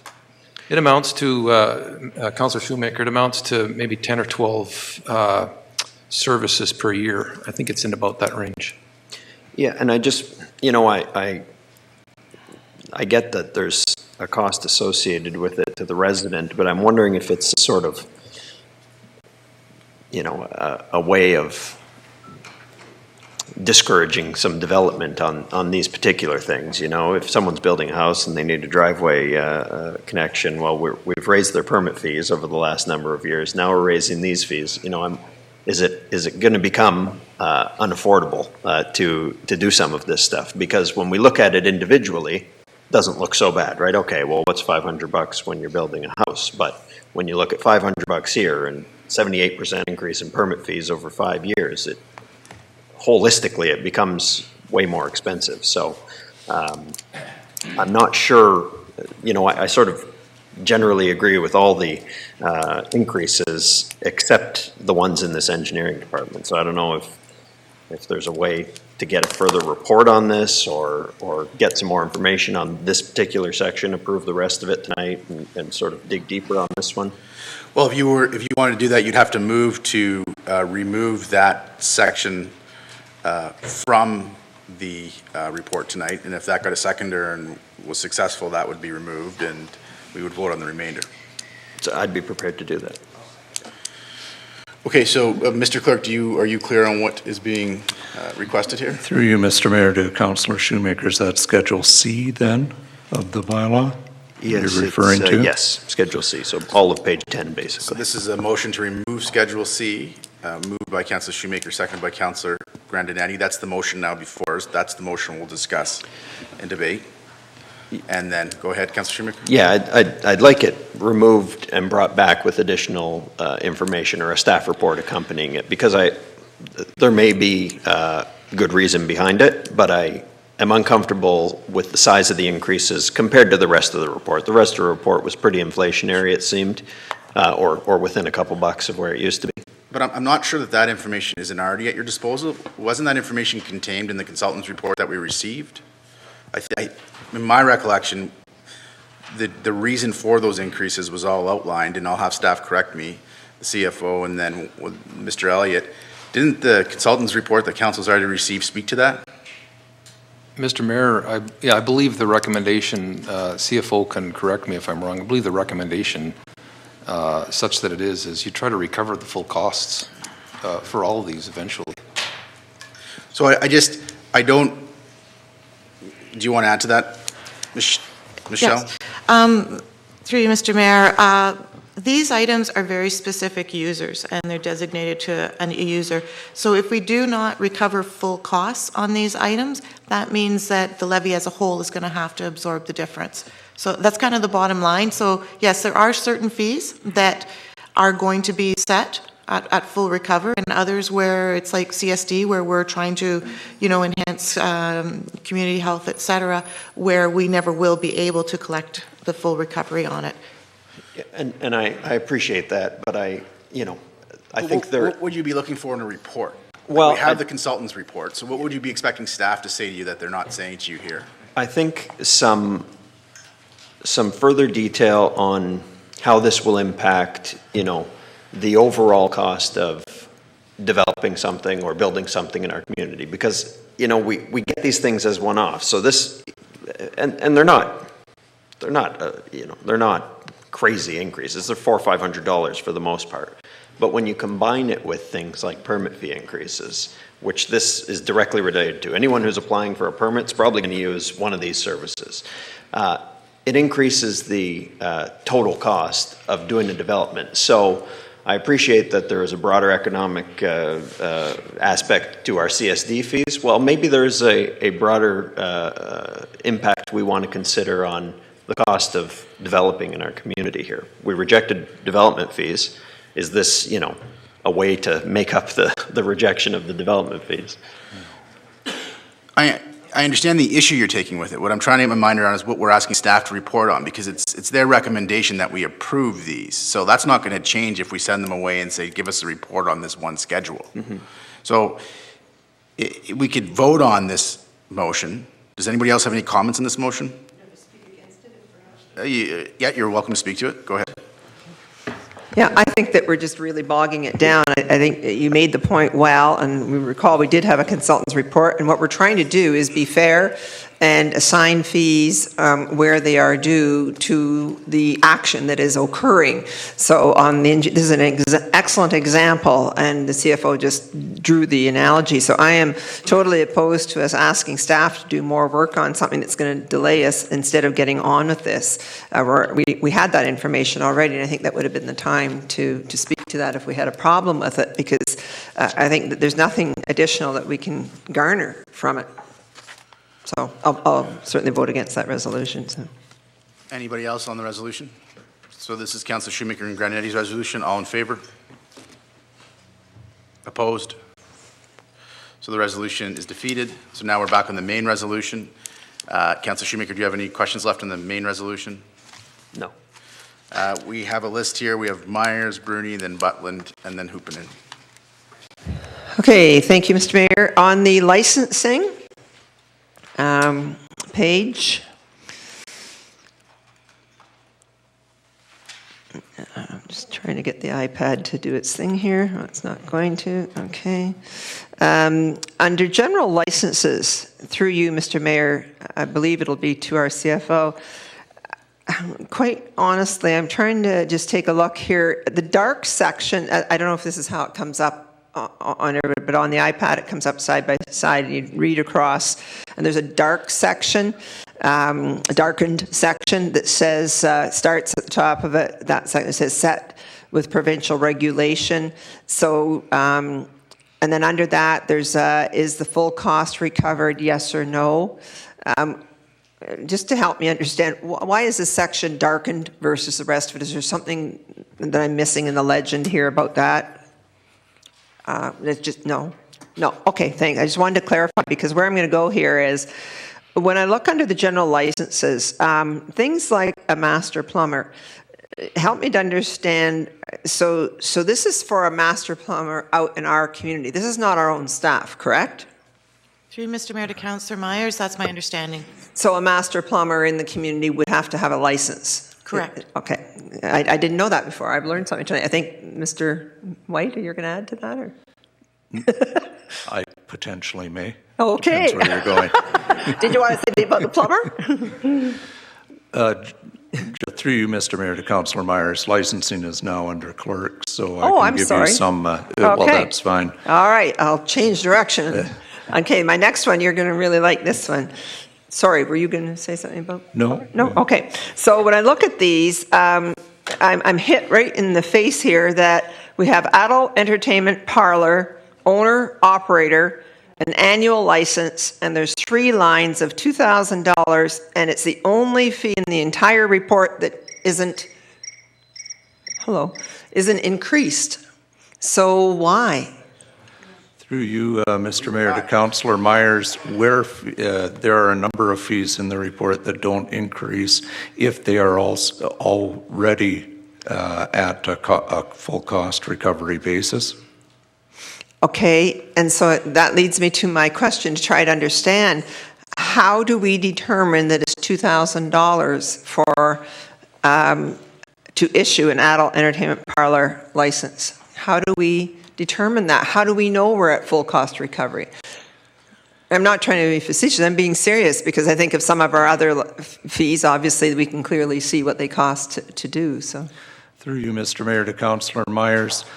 The Hempson report looked at what our fees were and did assess what the full costs were associated with the issuing of the license and whether the issuing of the license did end up getting full cost recovery.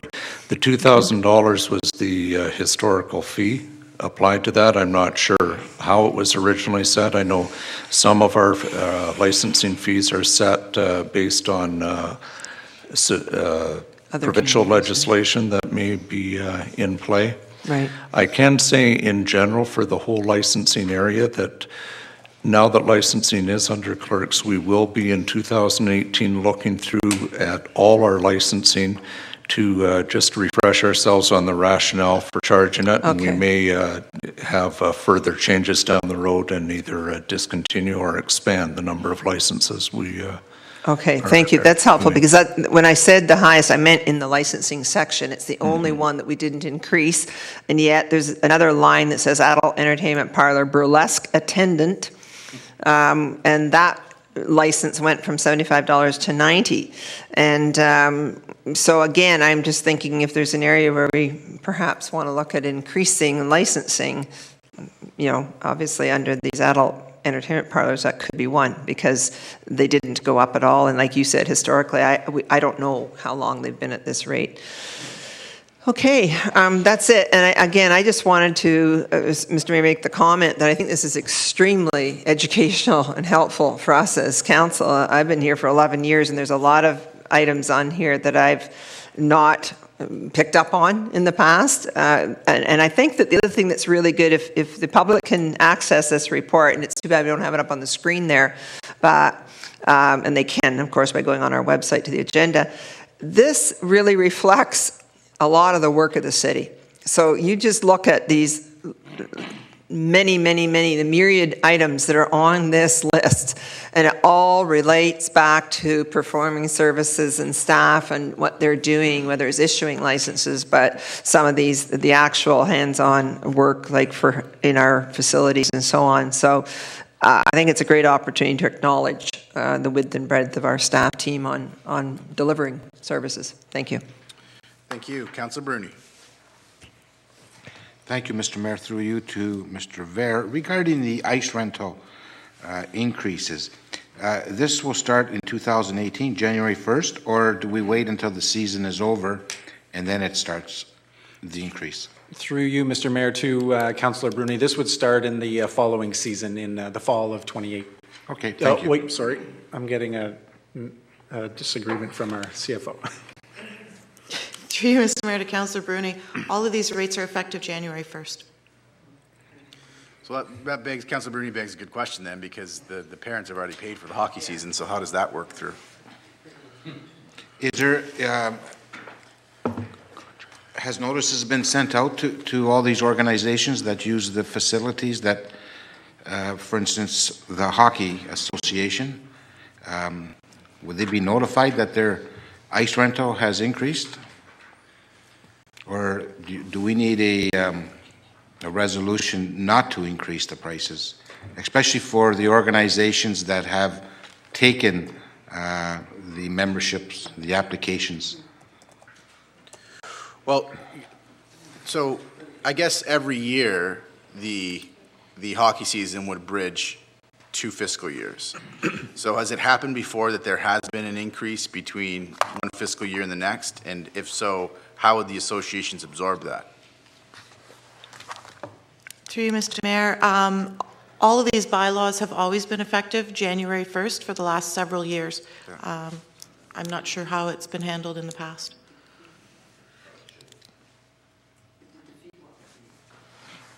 So I guess the issue and concern, and maybe Mr. Vera or we can take this away, or the CFO can take this away or address it, is there going to be an increase that will be difficult to recover because a lot of these funds have already been paid, have they not? Yeah, through you, Mr. Mayor. The league set their fees, and the parents would pay for the fees for the hockey season, which would be fall through to April of the year. And in addition, in some cases, we have contracts with the leagues for that number of hours of ice time that they procure for their season. So they're budgeting based on that, the number of hours and the fee we charge at the time. Yeah. So I think the sentiment staff is getting from council is that we would like this implemented in such a way where that is not affected. Is that fair to say, Councillor Bruni? I think that's very fair, but I don't think you just look at the hockey. I think there's swimming, and I don't know if there's any other organizations that have rentals for the season, for the winter. Say, for instance, anything that starts in the spring, that's fine. That should be implemented. But I'm a little bit worried about if the organization right now is using our facilities at a certain cost, and now they're going to be receiving an invoice for an increased price. So I think we should freeze it for the people that are using it right now, the organizations. So we'll go to the treasurer. Through Mr. Mayor to Councillor Bruni, it is difficult to pick and choose what dates to start this with, but maybe we can ask Mr. Ver also, a lot of these hockey organizations, they've already booked their ice time. So if it's already booked, the rate has already been established, so they actually won't have the fee increase. But Mr. Ver can maybe confirm that. Through you, Mr. Mayor, to Councillor Bruni, that's correct. They booked the ice time for the season, and so those rates are set for them. So that was my understanding. That was his question then. That's right. So to answer your question, Councillor Bruni, if whatever's booked, the rate will not be changed for whatever's booked. That's what he was getting at to begin with on this, which was my understanding. So none of the organizations that have booked something will have their rate changed. The rate will be changed as of January 1st, and any bookings that come after January 1st, that rate will apply to those bookings. So if the league, okay, so the league. So the Sault Ste. has booked all of its ice. Okay, well, every month they have so many hours of ice time. So come January, come February, they will be paying December 2017 prices, not January of 2018 prices. Through you, Mr. Mayor, to Councillor Bruni, for ice time that they have booked, they blocked off their ice for the season. That's correct. They'll pay the rates that we had set in January 2017. Fall of 2018, when they come back to book, then they'll be subject to the new rates for that session. Same with swimming? Right. Through you, Mr. Mayor, to Councillor Bruni, that's right. That's correct. Okay. Okay, so Councillor Nero on that same issue? Just a comment. This is not the first time we increased it. Historically, this happens every year, and there's contractual agreements for ice rentals and pool times, and we've never had an issue because I think there was some. We haven't increased it. There was some communication confusion with how Councillor Bruni's first question was answered, which was it seemed like the answer gave the impression that we would be changing the rates, but the reality is we're not. I've never seen that happen. Yeah, okay, so there's no issue there. So anything else, Councillor Bruni? Councillor Butland? Yeah, I was going to go there. We have regular run-ats, user fees, and we had the consultant come in and surveys all kinds of communities and say, this is what you should be doing. It's got to be, for the most part, cost recovery. And so us being very specific about this and that, and I'm concerned about, I don't want to offend anybody, but the bus is up 10 cents or this contract is up. I don't want to raise any of them, but the reality is we have to, and if we don't do it a bit by bit by bit, then we're always playing catch up, and then it's really hard to do. The only ones that stuck out in when I read or didn't read line by line, but when I see culverts going from $1,400 to $3,000, and then a double culvert going from $2,700 to $5,000, and similarly for sewer hookups. So when something comes out at you like that, that's a real anomaly. Mr. Elliott or Mr. Girardi, what happens on these two? Mr. Mayor, to Councillor Butland, the sewer connection one is the one we talked about with Councillor Shoemaker. Yeah. Okay. Perhaps Deputy CEO Girardi could discuss the culverts. Through you, Mr. Mayor, to Councillor Butland. We've been behind several years, and every time we tried to catch up, it's been difficult. This gave us the opportunity to catch up.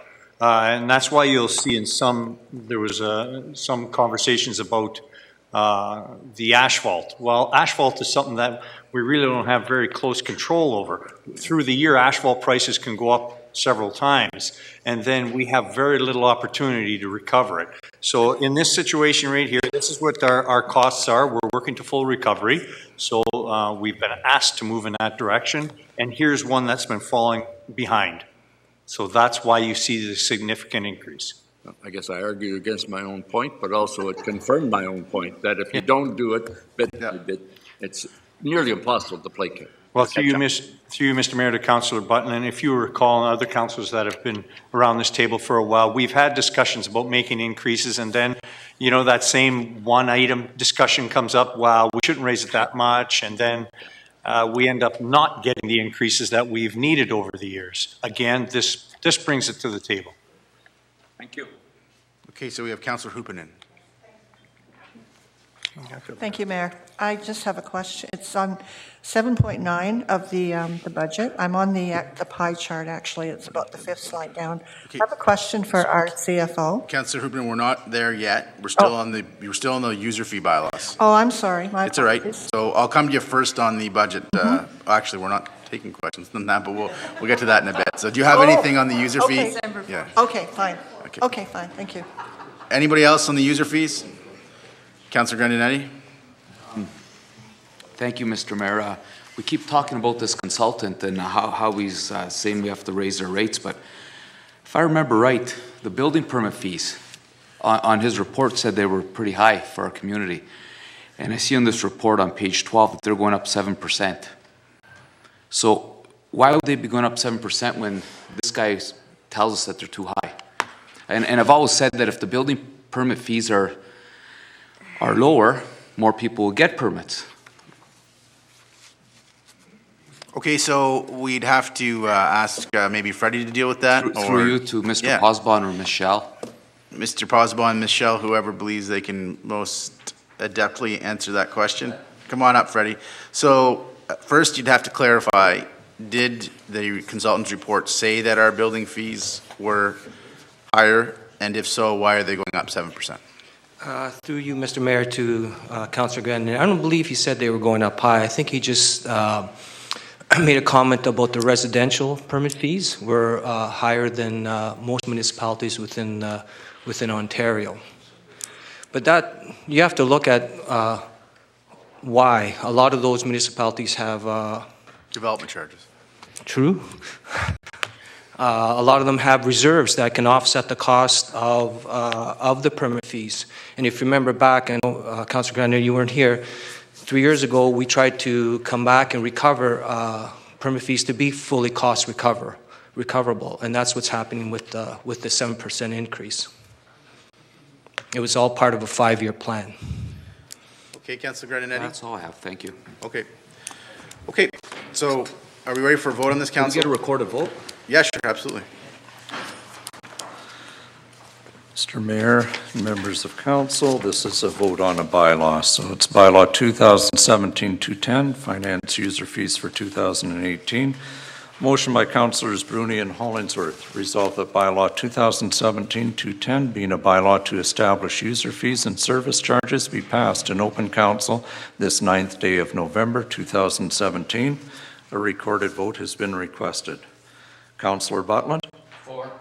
Councillor Myers? For. Councillor Bruni? Against. Councillor Nero? For. Councillor Shoemaker? Against. Councillor Grandinetti? Against. Councillor Hollingsworth? For. Councillor Hupinen? For. Councillor Christian? For.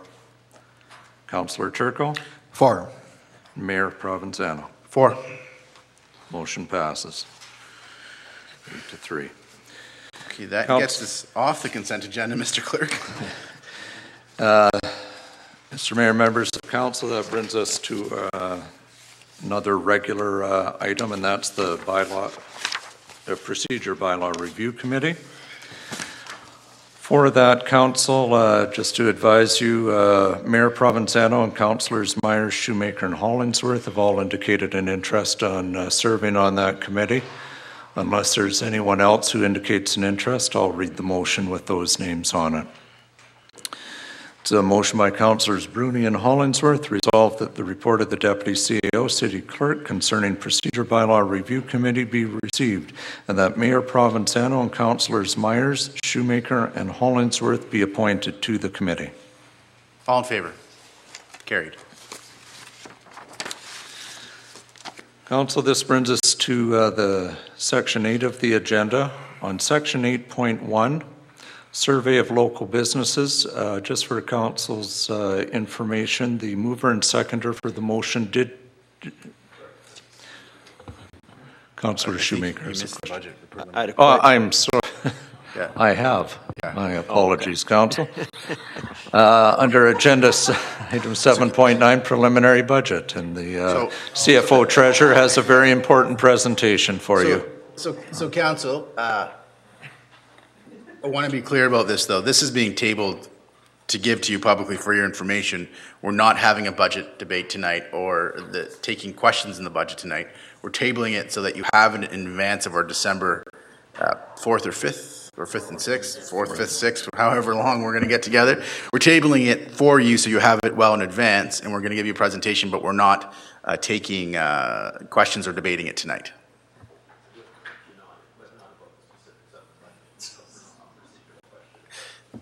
Sure. After the presentation. How it's going to work and how we're going to do our budget deliberations, fine. But as far as the specifics on this budget, if anybody's asking a question, it's Councillor Huppinen going first. Go ahead, Madam Treasurer. Mr. Mayor, Council, tonight I'm presenting a brief overview of the preliminary 2018 operating budget. Full budget details are provided with tonight's agenda and will also be added to the city's website subsequent to the meeting. The operating budget timelines are consistent with that of 2017, the first year in which the budget was deliberated prior to the start of the budget fiscal year. Each year, the budget process begins with confirmation of the approved employee complement. This information is then used by Finance to establish the salary and benefits budgets. Departments are subsequently provided budget input worksheets to be compiled by September 1st.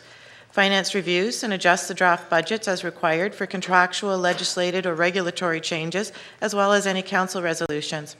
The preliminary budget is then prepared and presented to council. The City of Sault Ste. Marie provides a vast array of municipal services.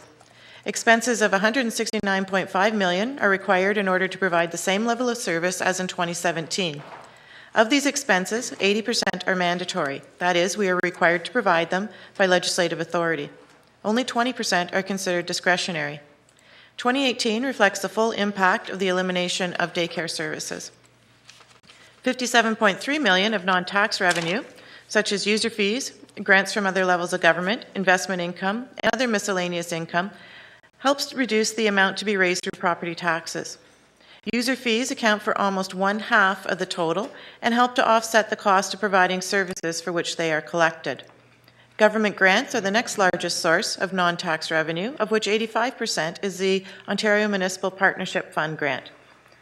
The municipal tax levy, which is the balance required to be raised from property taxes, is $112.2 million, or a 3.02 increase over 2017.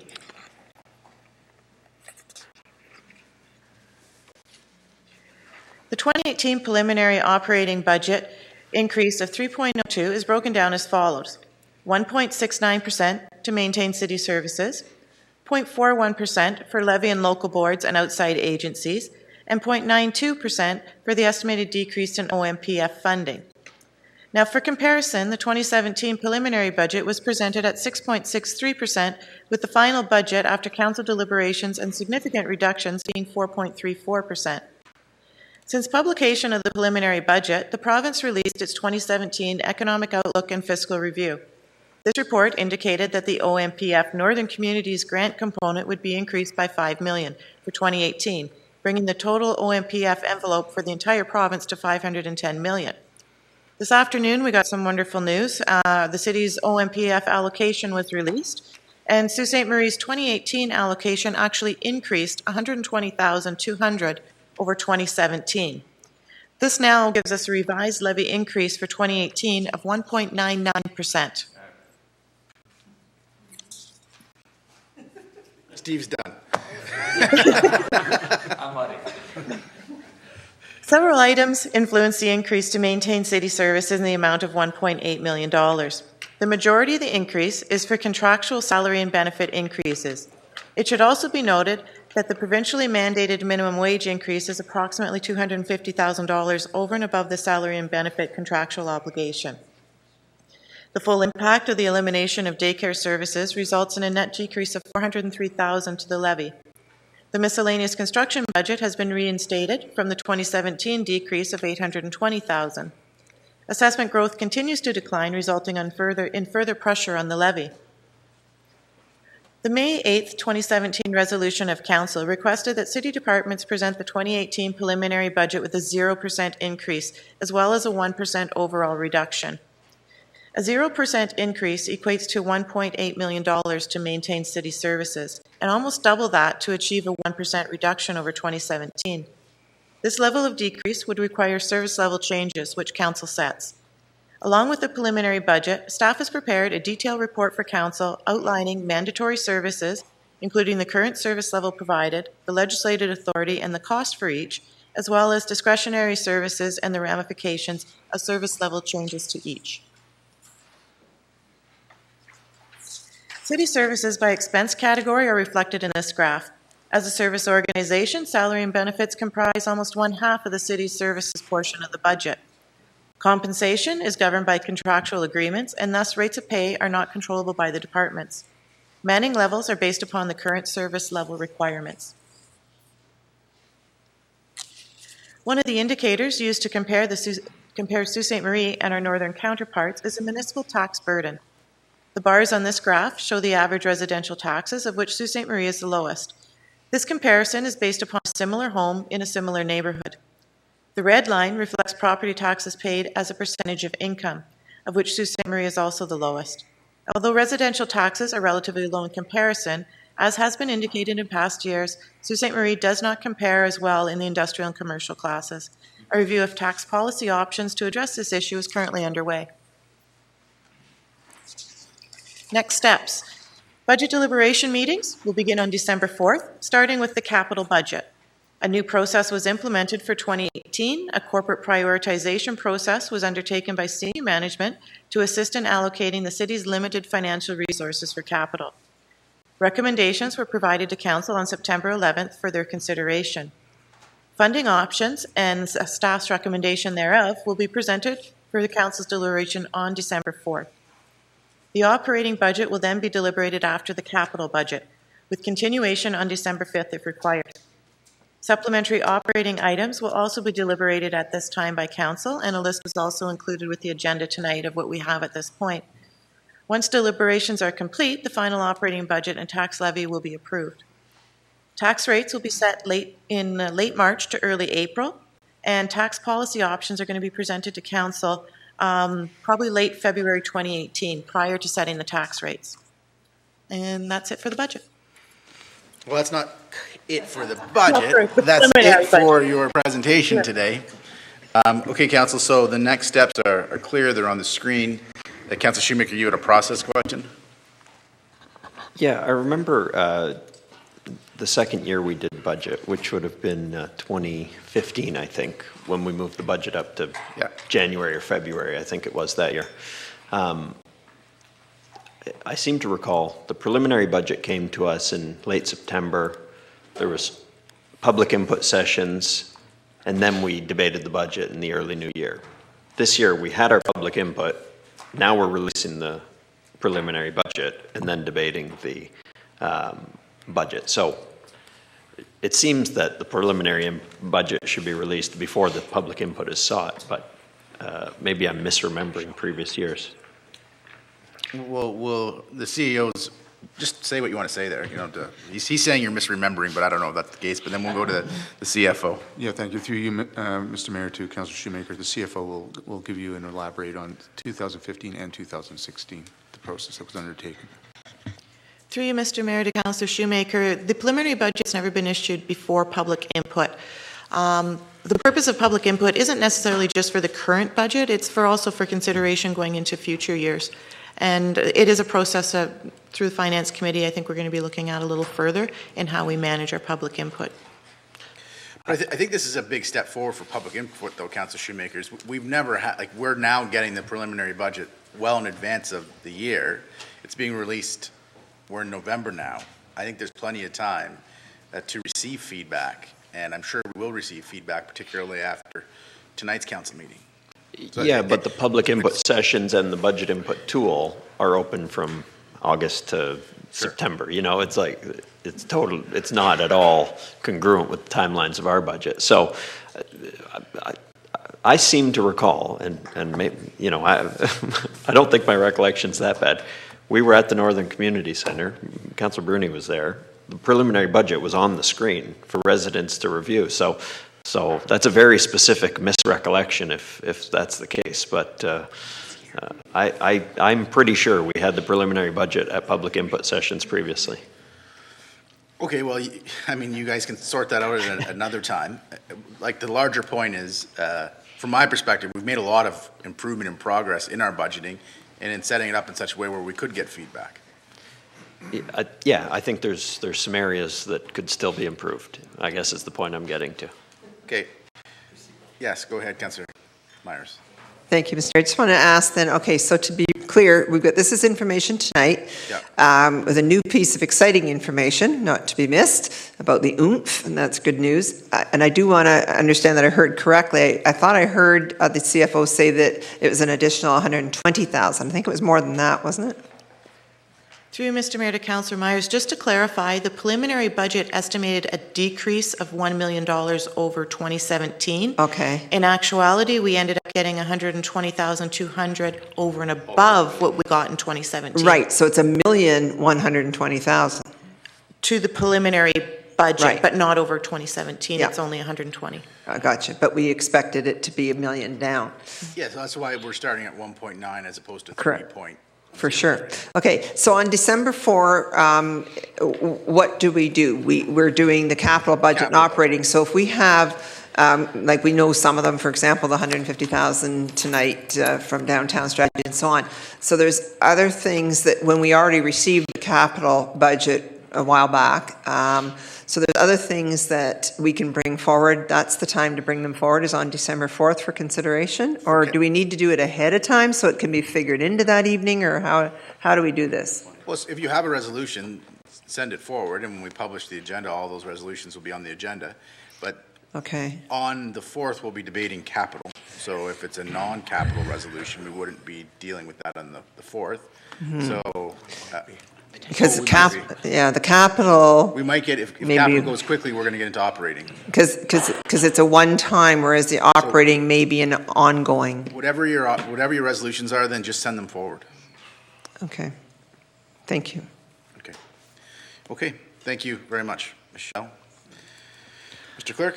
Mr. Mayor, members of council, we can now go into Section 8, council resolutions. Council, the motion under 8.1, just to let you know, the mover and seconder have changed the wording a little bit on the operative clause that is on your, or should be on your iPads, but I will read it out as well. It's a motion by Councillors Christian and Butland. Whereas the City of Sault Ste. Marie has embarked on the Future SSM initiative, and whereas this initiative will be a multifaceted project with a major focus on economic growth and diversification, and whereas an integral part of developing and expanding the local economy will be to ensure the existing environment is one that is conducive to meeting these goals, And whereas the city, the EDC, and the Innovation Center must play a pivotal role in this process by ensuring that their operations and services support a pro-business environment. And whereas the local economy that hopes to support future economic growth and diversification must provide excellence in service delivery to current businesses in the community. Now therefore be it resolved that Council create a task force consisting of Councillor Christian and appropriate city, EDC, and Innovation Center staff to oversee the provision of a survey of local businesses and business organizations to solicit their views on the level of a service being provided by the city, the EDC, and the Innovation Center, and to offer possible recommendations. And further be it resolved that the task force report the findings of this survey to Council by April 2018 with any potential recommendations that will better support local businesses and bolster our efforts to grow the local economy. Okay. Any questions on that? The only question I would have, Mr. Ver, is April a reasonable timeline to do such a survey? Through you, Mr. Mayor, or to Mr. Mayor, answer your question. The only consideration I would give is between now and February 2nd, we will be heavily focused on the Noront bid and pulling that information together with them. That was the nature of my concern. I've seen the amount of information that these gentlemen have to compile, and I'm concerned they might not hit the April date. So if we, in spirit, I think it's positive to go out and survey the business community and make sure that they're happy with the services they're getting from our ECDEV efforts. And we have to work with obviously the EDC and the Innovation Center to do that. My concern would be your time frame. And I'm willing to change that date or leave it open, given the. Can we leave it open? That's fine. Recognizing that we'll start the work and get on it. That's fine. Okay. So that would be a friendly amendment to the motion then? Sure. Okay. Councillor Bruni? I'd like to speak to the motion. Mr. Mayor, why isn't the Chamber of Commerce not even mentioned in this resolution?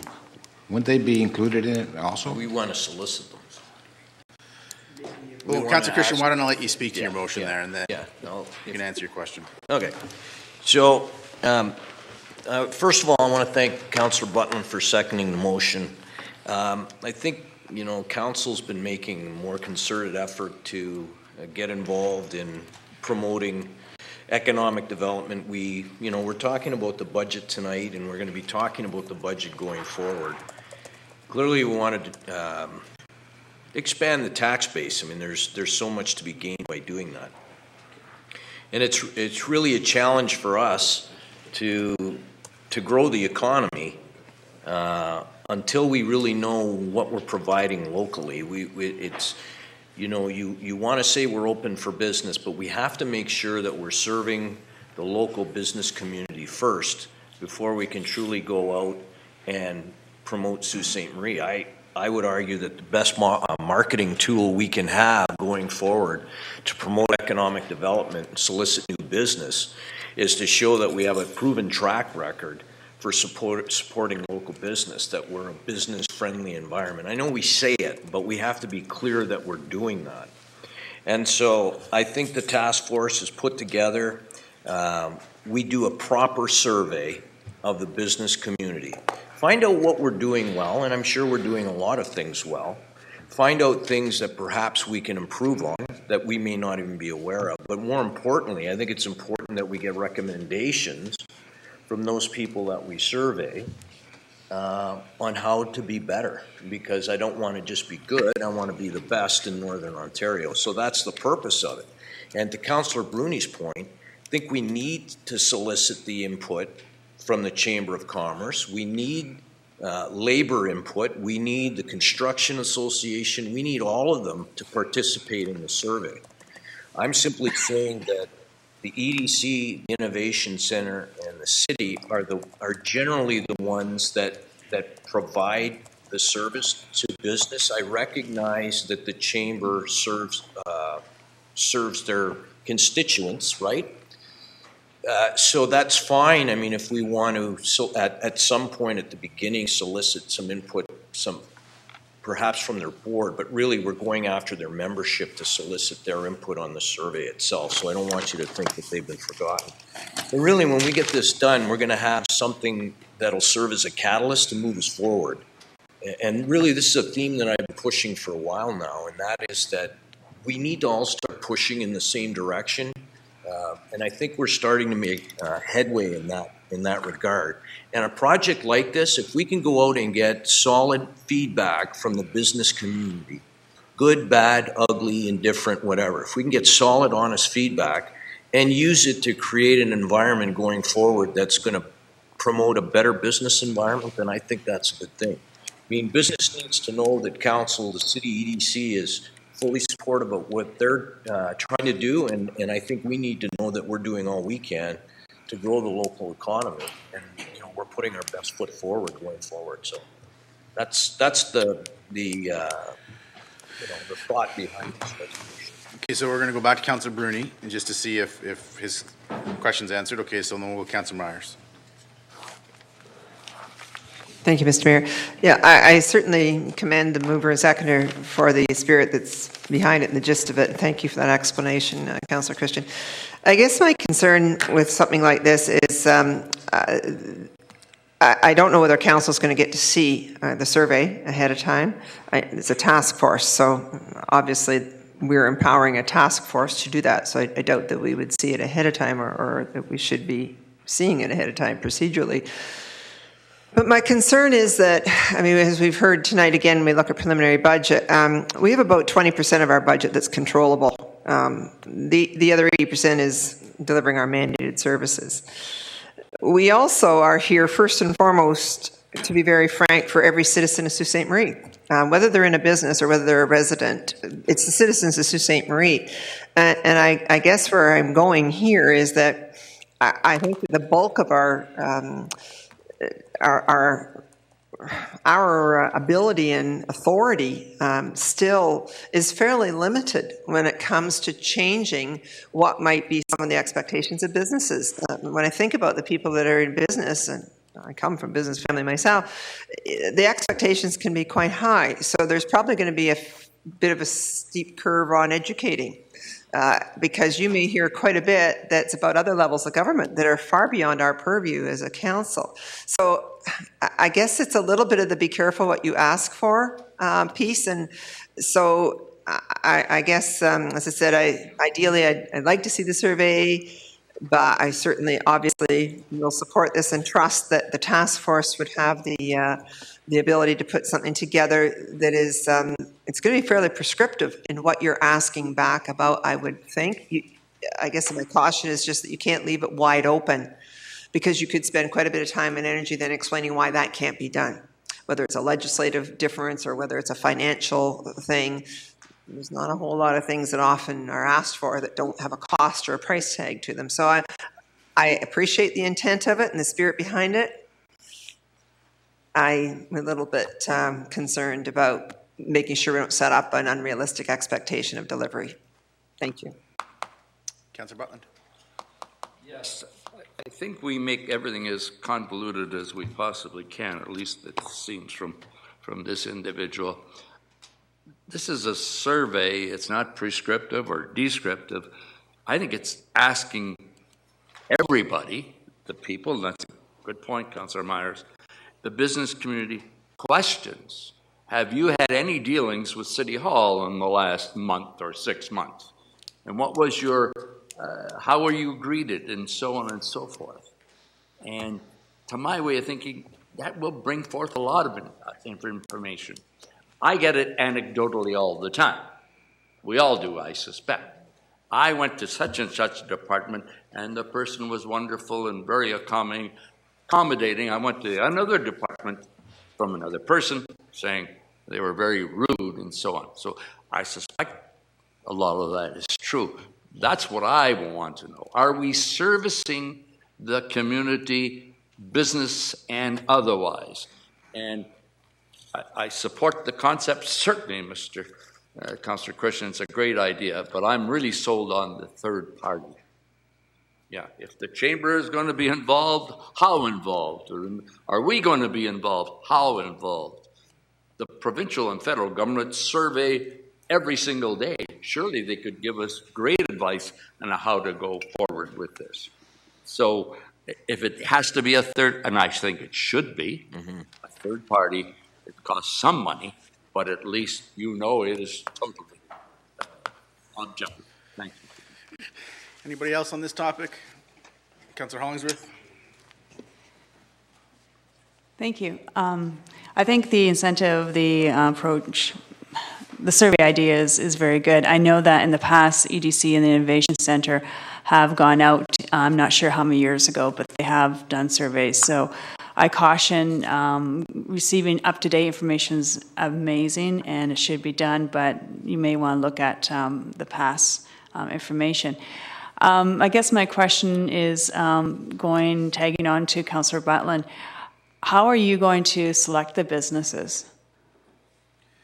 I think that there's still a lot of work to be done on this. Exactly, because missing a segment might be detrimental, as you know.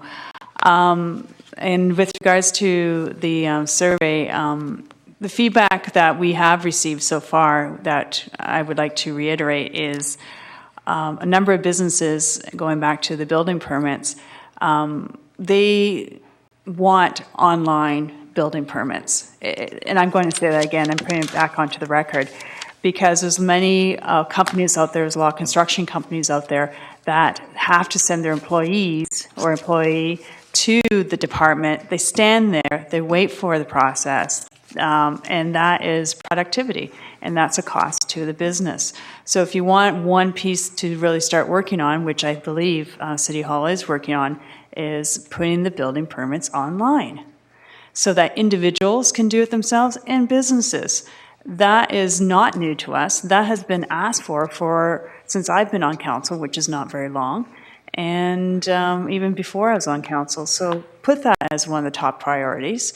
And I believe it is, because I know our IT is looking at a new computer system, but that is going to help many businesses and many individuals. So I ask you to listen to that. Second comment that has been made to me by the businesses out there is create a business concierge. So a new business or existing business, assign an account manager and say, Amy Smith is your account manager. She or he or whatever will walk you through the process. If you are interested in expanding your business, that account manager will help you with the process, navigate you through City Hall. That is a way to make it more business friendly. Right now, you have a business person that comes into City Hall and they're directed to Department A, then they have to go downstairs to Department B, and then Department C. Again, creating inefficiency, creating time for that business. So let's create a business concierge. And that is not a new idea. That has been floating around, but we haven't acted on it, just like we haven't acted on the the building permits. Thank you. Okay, anybody else on that? Seeing none, all in favor? Motion is carried. Under agenda item 8.2, a motion by Councillors Shoemaker and Bruni. Whereas Sault Ste. Marie has entered into arrangements with surrounding townships to collect building permit fees for them and perform building inspection services for them on a cost recovery basis. And whereas often residents of surrounding townships have the benefit of Sault Ste. Marie's services without paying Sault Ste. Marie's property taxes. And whereas it is Council's objective to reduce the costs of development for Sault Ste. Marie taxpayers to the greatest extent possible, now therefore be it resolved that staff investigate and report on charging a 5% premium on top of the cost recovery amount to those surrounding townships who contract with Sault Ste. Marie for the provision of any service as such contract becomes renewable. This shall include, but not be limited to, contracts to collect building permit fees and perform building inspection services. Okay. Councillor Shoemaker, do you want to speak to that? Yes, thank you, Mr. Mayor. The last couple matters we've discussed, we've talked a lot about Sault Ste. Marie residents and what their needs are and what their wants are. And this is something that is currently affecting Sault Ste. Marie taxpayers, which are all of our constituents. So right now, if someone from Prince or someone from our eastern neighbors or northern neighbors is using a city service, they may be paying the full cost recovery fee. The full cost recovery fee, as I understand it, is the cost that we've broken down in each department that it takes to complete a building permit application, to do a building inspection. That would encompass some of that employee's time, the administrative fees associated with issuing a permit, the costs of gasoline to get to the person's house, the cost of, a proportional cost of the vehicle insurance. What I understand it doesn't include is when someone from Prince or someone from our eastern neighbors come to Sault Ste. Marie to apply for a permit, they're driving on our roads. They're using our streetlights to get here. They're parking in our parking lots. They're using our facilities to go pay for their permit. They're paying at our debit machine. It doesn't encompass the entirety of what it costs to operate the systems. The Sault Ste. Marie taxpayer is funding our neighbors so that we have the same cost, when in reality, our Sault Ste. Marie residents are paying more because they are funding some of this through the general levy. So my job, and I think all of our jobs, is to ensure that Sault Ste. Marie's taxpayers are not paying higher amounts than they need to ensure that they are getting the best service from their municipal government. I don't think that's currently the case, because I think that the Sault Ste. Marie taxpayer is funding a certain proportion of their non-Sault Ste. Marie neighbors' services, like permit fees, like building inspections, whatever other services we may provide to them.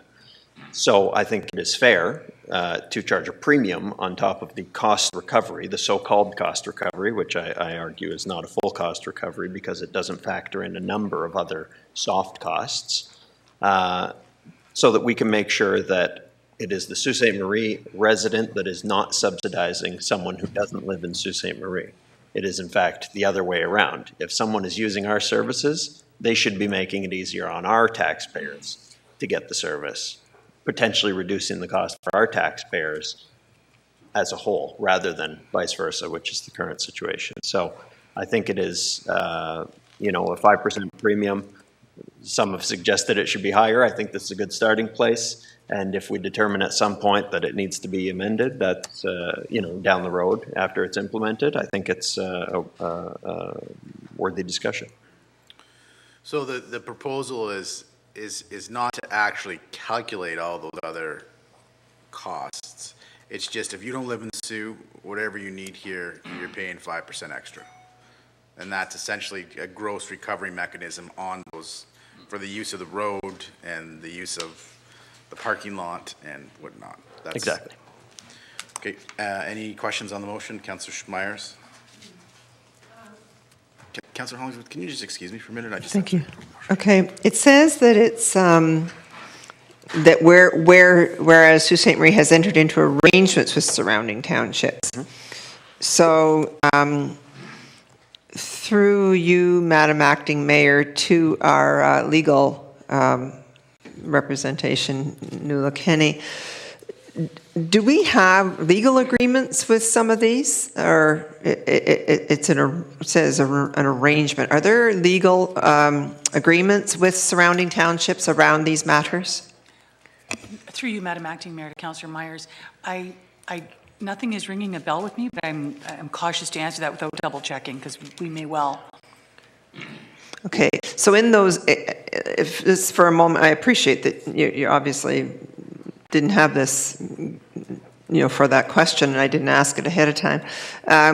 If we have an illegal agreement with some of our surrounding townships to perform the collecting of building permit fees and performing building inspection fees for them, we'd need to know that, because in that agreement, obviously, it would stipulate something about cost, I would expect.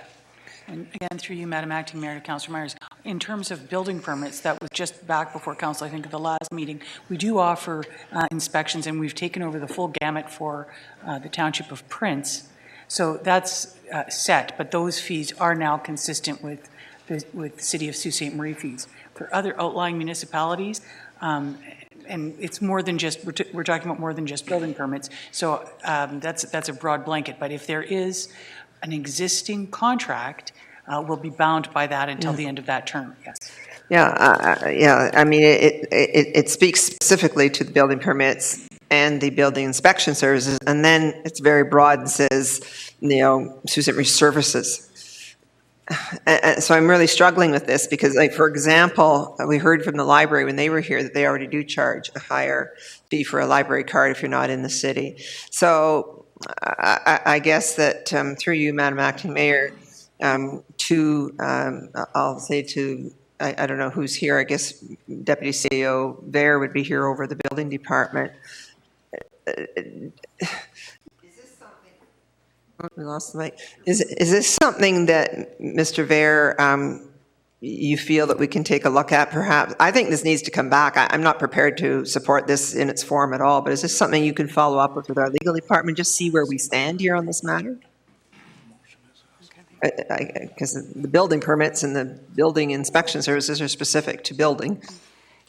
Through you, Madam Acting Mayor, to Councillor Myers, certainly if Council passes the resolution to provide a report, we can do that. I will say that in conversation with our building officer, within the building permit fees, there is the notion of covering or recovering administrative costs, and the building chief building officer official felt that we would be able to provide these services to Prince and recover our costs for providing those services now that they are paying the set permit fees that the city residents would pay. Sorry, okay. Just for clarification, City Clerk, is this not coming back as a report? Well, it is, but there's content of the report that I'm debating. Okay. It's asked, Malcolm, did you have something more?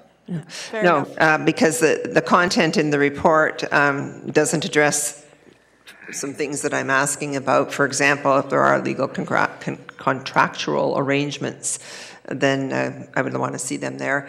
And identifying that there are some parts of the city that already are charging, so I wouldn't want to see a 5% across the board kind of thing to areas that already are, such as the library. So just leave that, and obviously staff's listening to it, so they'll hear those things. Thank you, Madam Acting Mayor. Is there anything else, Councillor Myers, on this? Not for me, thank you. Councillor Bruni? Thank you, Ms. Acting Mayor. I guess my question would be Nuala. Regarding the $50 per hour for any non-residential development inspection. Can you explain that, please?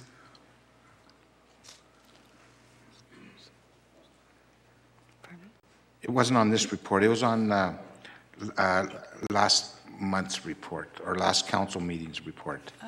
Through you, Madam Acting Mayor, to Councillor Bruni. If we're speaking about the building inspections that were taking place for Prince Township. Okay, so that's... Is that right? Yeah, so that's basically non-residential, right? Correct. So I guess I'll just put it out in the open. Someone maybe can answer. So $50 an hour for a city employee to drive out to Prince, do the inspection, and come back, do the report. Is that $50 worth, or an hour? I don't. Through you, Acting Mayor, to Councillor Bruni, on top of that, they have to pay the permit fees. So the building that they're constructing, they would come in to City Hall and pay our rates for our standard building permit fees, which would include costs that are incurred by the building department. So we'll say the permit is $200, so then there's an additional cost of $50, possibly $100 for the inspection to go there and to come back. So that would be $300?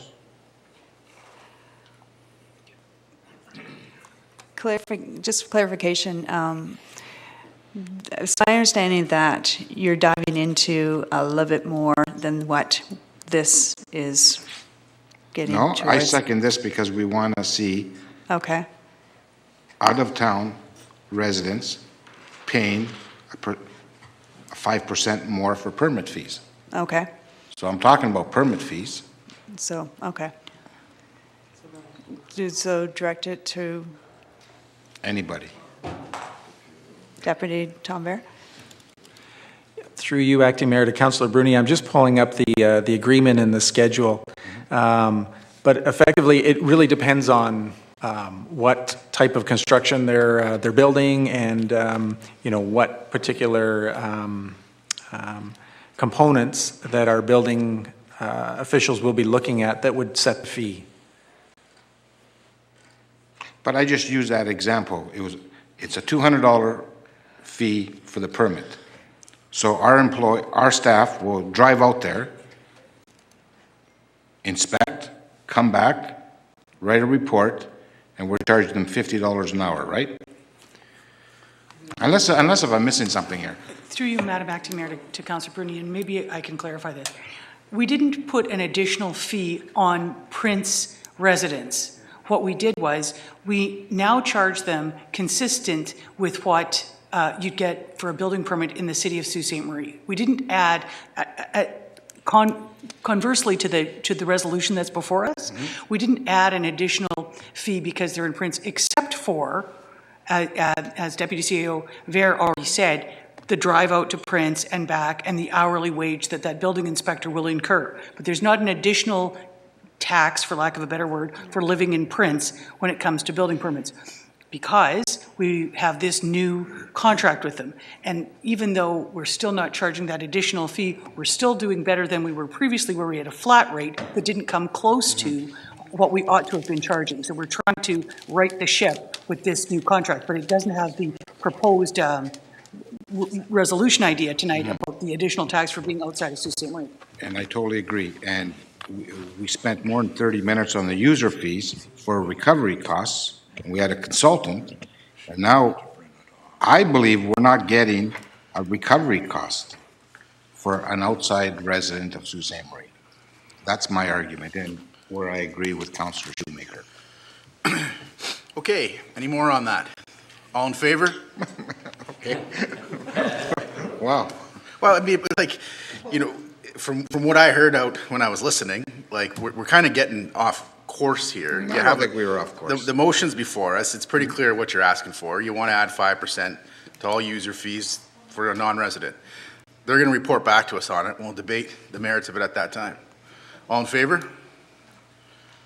Opposed? Motion is carried. Under Agenda Item 8.3, disable advanced traffic signals between 8 p.m. and council. Please note this, the mover and seconder changed the time on this from 8 p.m. to 6 a.m. So it's a motion by Councillors Shoemaker and Grandinetti. Whereas many traffic signals in Sault Ste. Marie have advanced signals for the better movement of traffic during peak traffic hours, and whereas many drivers have experienced the situation where no other vehicles are at the intersection and the advanced traffic signal is illuminated, and whereas during off-peak traffic hours, advanced traffic signals serve only to delay vehicles for a longer period of time at intersections. Now therefore be it resolved that staff investigate and report on the feasibility of disabling advanced traffic signals at all or mostly all of the intersections in the city that have advanced signals from 8 p.m. until 6 a.m. Would you like to speak to that, Councillor Shoemaker? Thank you, Mr. Mayor. I've spoken to Mr. Tarzomsky about this, and he wanted some clarification on it, so I've done that, and I've received a fair number of emails over the weekend asking that we change the time from 8 a.m. in the morning to 6 a.m., so I thought that was a reasonable proposal. I'm obviously only asking for a report here. I, at first blush, think there are probably some intersections where we can't do this. Just off the top of my head, probably Second Line and Great Northern would not be one where we could do this. But I think there are probably a lot where we can. Just last night, I was driving home in Ward 2, Wellington and Pine Street. there's an advanced arrow, and I was sitting there and nobody was at the intersection. Pine Street and McNabb, the border of Ward 2 and Ward 3, I was sitting there and nobody was at the intersection. There was an advanced arrow. So there's any number of examples you could find across town where these advanced arrows are illuminated. Nobody's at the intersection. You're sitting, you're idling, you're burning up the ozone while you're sitting there.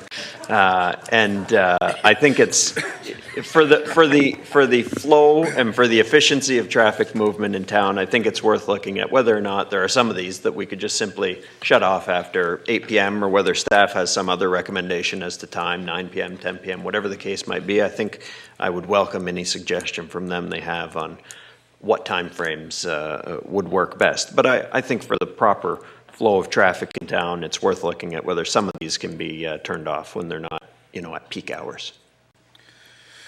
Okay, Councillor Myers. Thank you, Mr. Mayor. It's not our night, Matt. What can I say? On your desk, you're going to find a copy of the report. Thank you, Mr. Clerk, for putting it there. From March 2015, and this one was on flashing lights at intersections. And the reason I put this here is, what, I have to say, we're almost at the end of this year, but we have another year to go with this council, and I'm really getting weary of the staff reports that we're asking for. They're not even my reports that I have to make. I just gave you this as a sample to show you the kind of work that's involved in trying to do something that we think is so straightforward and so simple. I admire that Councillor Shoemaker is all over town and looking at absolutely everything under the sun, and every single one of them in and of themselves may bear some value, but I honestly feel that we're really starting to stretch on what we should be spending our time on and what we're asking our staff to spend time on. So I will be voting against this, Mr. Mayor. Councillor Hollingsworth. I just have a comment on this. Is that Go ahead.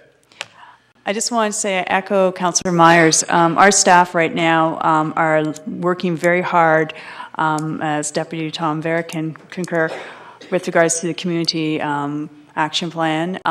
They are also working very hard on our budgets. We have many outstanding motions, thanks to Councillor Shoemaker, that they're working on.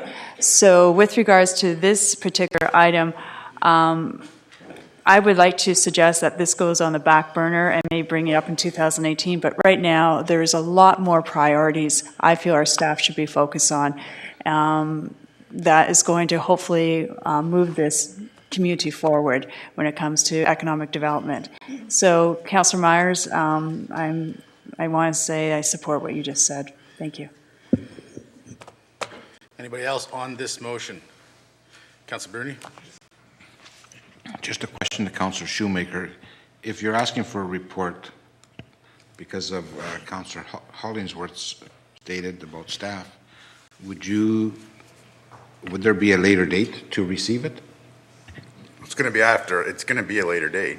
It is? Well, I don't know when Councillor Shoemaker would like this report. Well, he didn't put a time frame in there. No, I know, so. Councillor Shoemaker, you speak to the matters that were raised. Yeah, I think if you're going to vote against and I'll answer Councillor Bruni's question, which is that I don't indicate when it needs to be back. I think as soon as they can get to it is the best answer I could give you.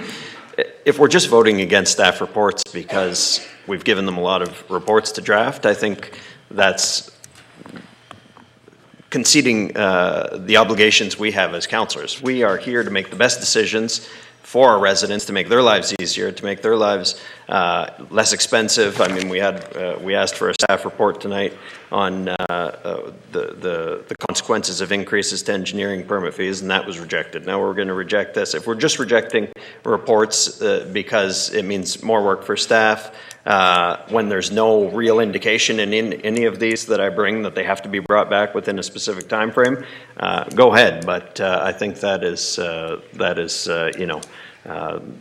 not our obligation as city councillors. Councillor Turker, you were right, but I granted him the kind of forbearance of speaking again on. Look, I have some difficulty with this motion, and it's not because we're giving staff additional reports, although I do concede the point that they have a lot. It's, it's the optics of us talking about what time the lights should go on and go off. We have transportation staff, we have day-to-day staff that do these things and make these decisions. And frankly, I don't think it's a productive use of council's time to have a report back here and debate which intersections the light should go on at 8 and which ones they should go on at not 8, and have staff go through the process of determining which intersections we can do it or can't do it. We do have much bigger, more significant matters that we could focus our time and attention on. And when we spend our time and attention debating more trivial matters here, we give the public the perception that we are dealing with trivial matters. And I think we have more substantial matters to deal with, and more substantial matters to focus staff's time on. So I don't know if you want a recorded vote on this, Councillor Shoemaker. You usually do, so he does. Does anybody else have anything else to say on the motion? Okay. Recorded vote, Mr. Clerk. Recorded vote has been requested. Councillor Turco. Against. Councillor Christian. Against. Councillor Hupinen. For. Councillor Hollingsworth. Against. Councillor Grandinetti. For. Councillor Shoemaker. For. Councillor Nero. Against. Councillor Bruni. For. Councillor Myers. Against. Councillor Butland. Against. Mayor Provenzano. Against. The motion fails. 4-7. We are now on 8.4. Transformation of public health boards. Council, just note on your addendum is the correspondence that the motion originally referred to. A motion by Councillors Butland and Turco resolved that Sault Ste. Marie City Council endorse the position of Algoma Public Health to oppose the decrease of public health boards from 36 to 14 on a province-wide basis, and submit a letter to the Minister of Health and Long-Term Care indicating such. Councillor Butland. Yes, this is a little late, but giving some support to Councillor Shoemaker. Algoma Public Health, that was the question I wanted to ask them that evening, and we would have been within the time frame. Not that significant. I suspect this is probably not going to pass. There's a lot of negative reaction across the province from all municipalities or towns and whatever. 36 units to 14. It's not a small cut, it's very dramatic, and it's separating, for the most part, the urban from the rural. The local medical officer of health in Sault Ste. Marie, if this were to go forward, we'd be in with Sudbury and other communities. The medical officer of health would have to consult with the CAO of the region before any decisions. So it takes away the local flavor of the Algoma Public Health. We all have certain things that are native or endemic or whatever to your own community, and better if our local public health folks respond. There's more bureaucracy, and it's going to be harder to respond to local needs. We need to preserve our autonomy. The whole concept here is to connect health units to the larger healthcare, to integrate it into the larger healthcare envelope. There's a classic, one example. If this were to go through, the smallest of the regions would be represented by, or would represent 34,000 people. The largest, 2.8 million, so the tremendous discrepancy between the areas. So 36 to 14 is pretty dramatic. Algoma Public Health is against this. Sorry the letter was late getting on your addendum, and I did consult with Councillor Turco The only question I'd have, Councillor Butland, is this letter, are you suggesting that that letter would be written by my office on behalf of council, or? I guess I didn't put that, Mr. Mayor. It doesn't need to be inserted. I just want to make sure that if that's your thought, that I that would be the best. Okay. Yes. Any other comments on this matter? Councillor Turco? Thank you, Mr. Mayor. I'm not going to add much more than my fellow councillor alluded to. This is one of the big files at AMO, as I discussed with Councillor Butland. The AMO's Health Task Force does not support the recommendation of the Health Expert Panel on Public Health and urges the government not to adopt this. A resolution from AMO, all 444 municipalities, I think, are against this, and the North would be the loser in this whole restructuring.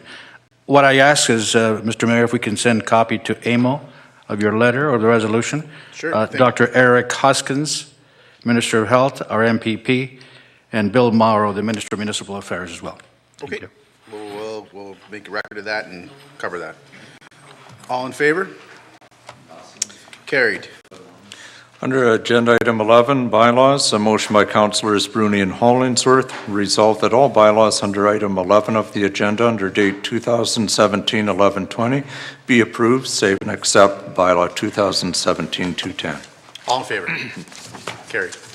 And a motion by Councilors Bruni and Hollingsworth, resolved that this council shall now adjourn.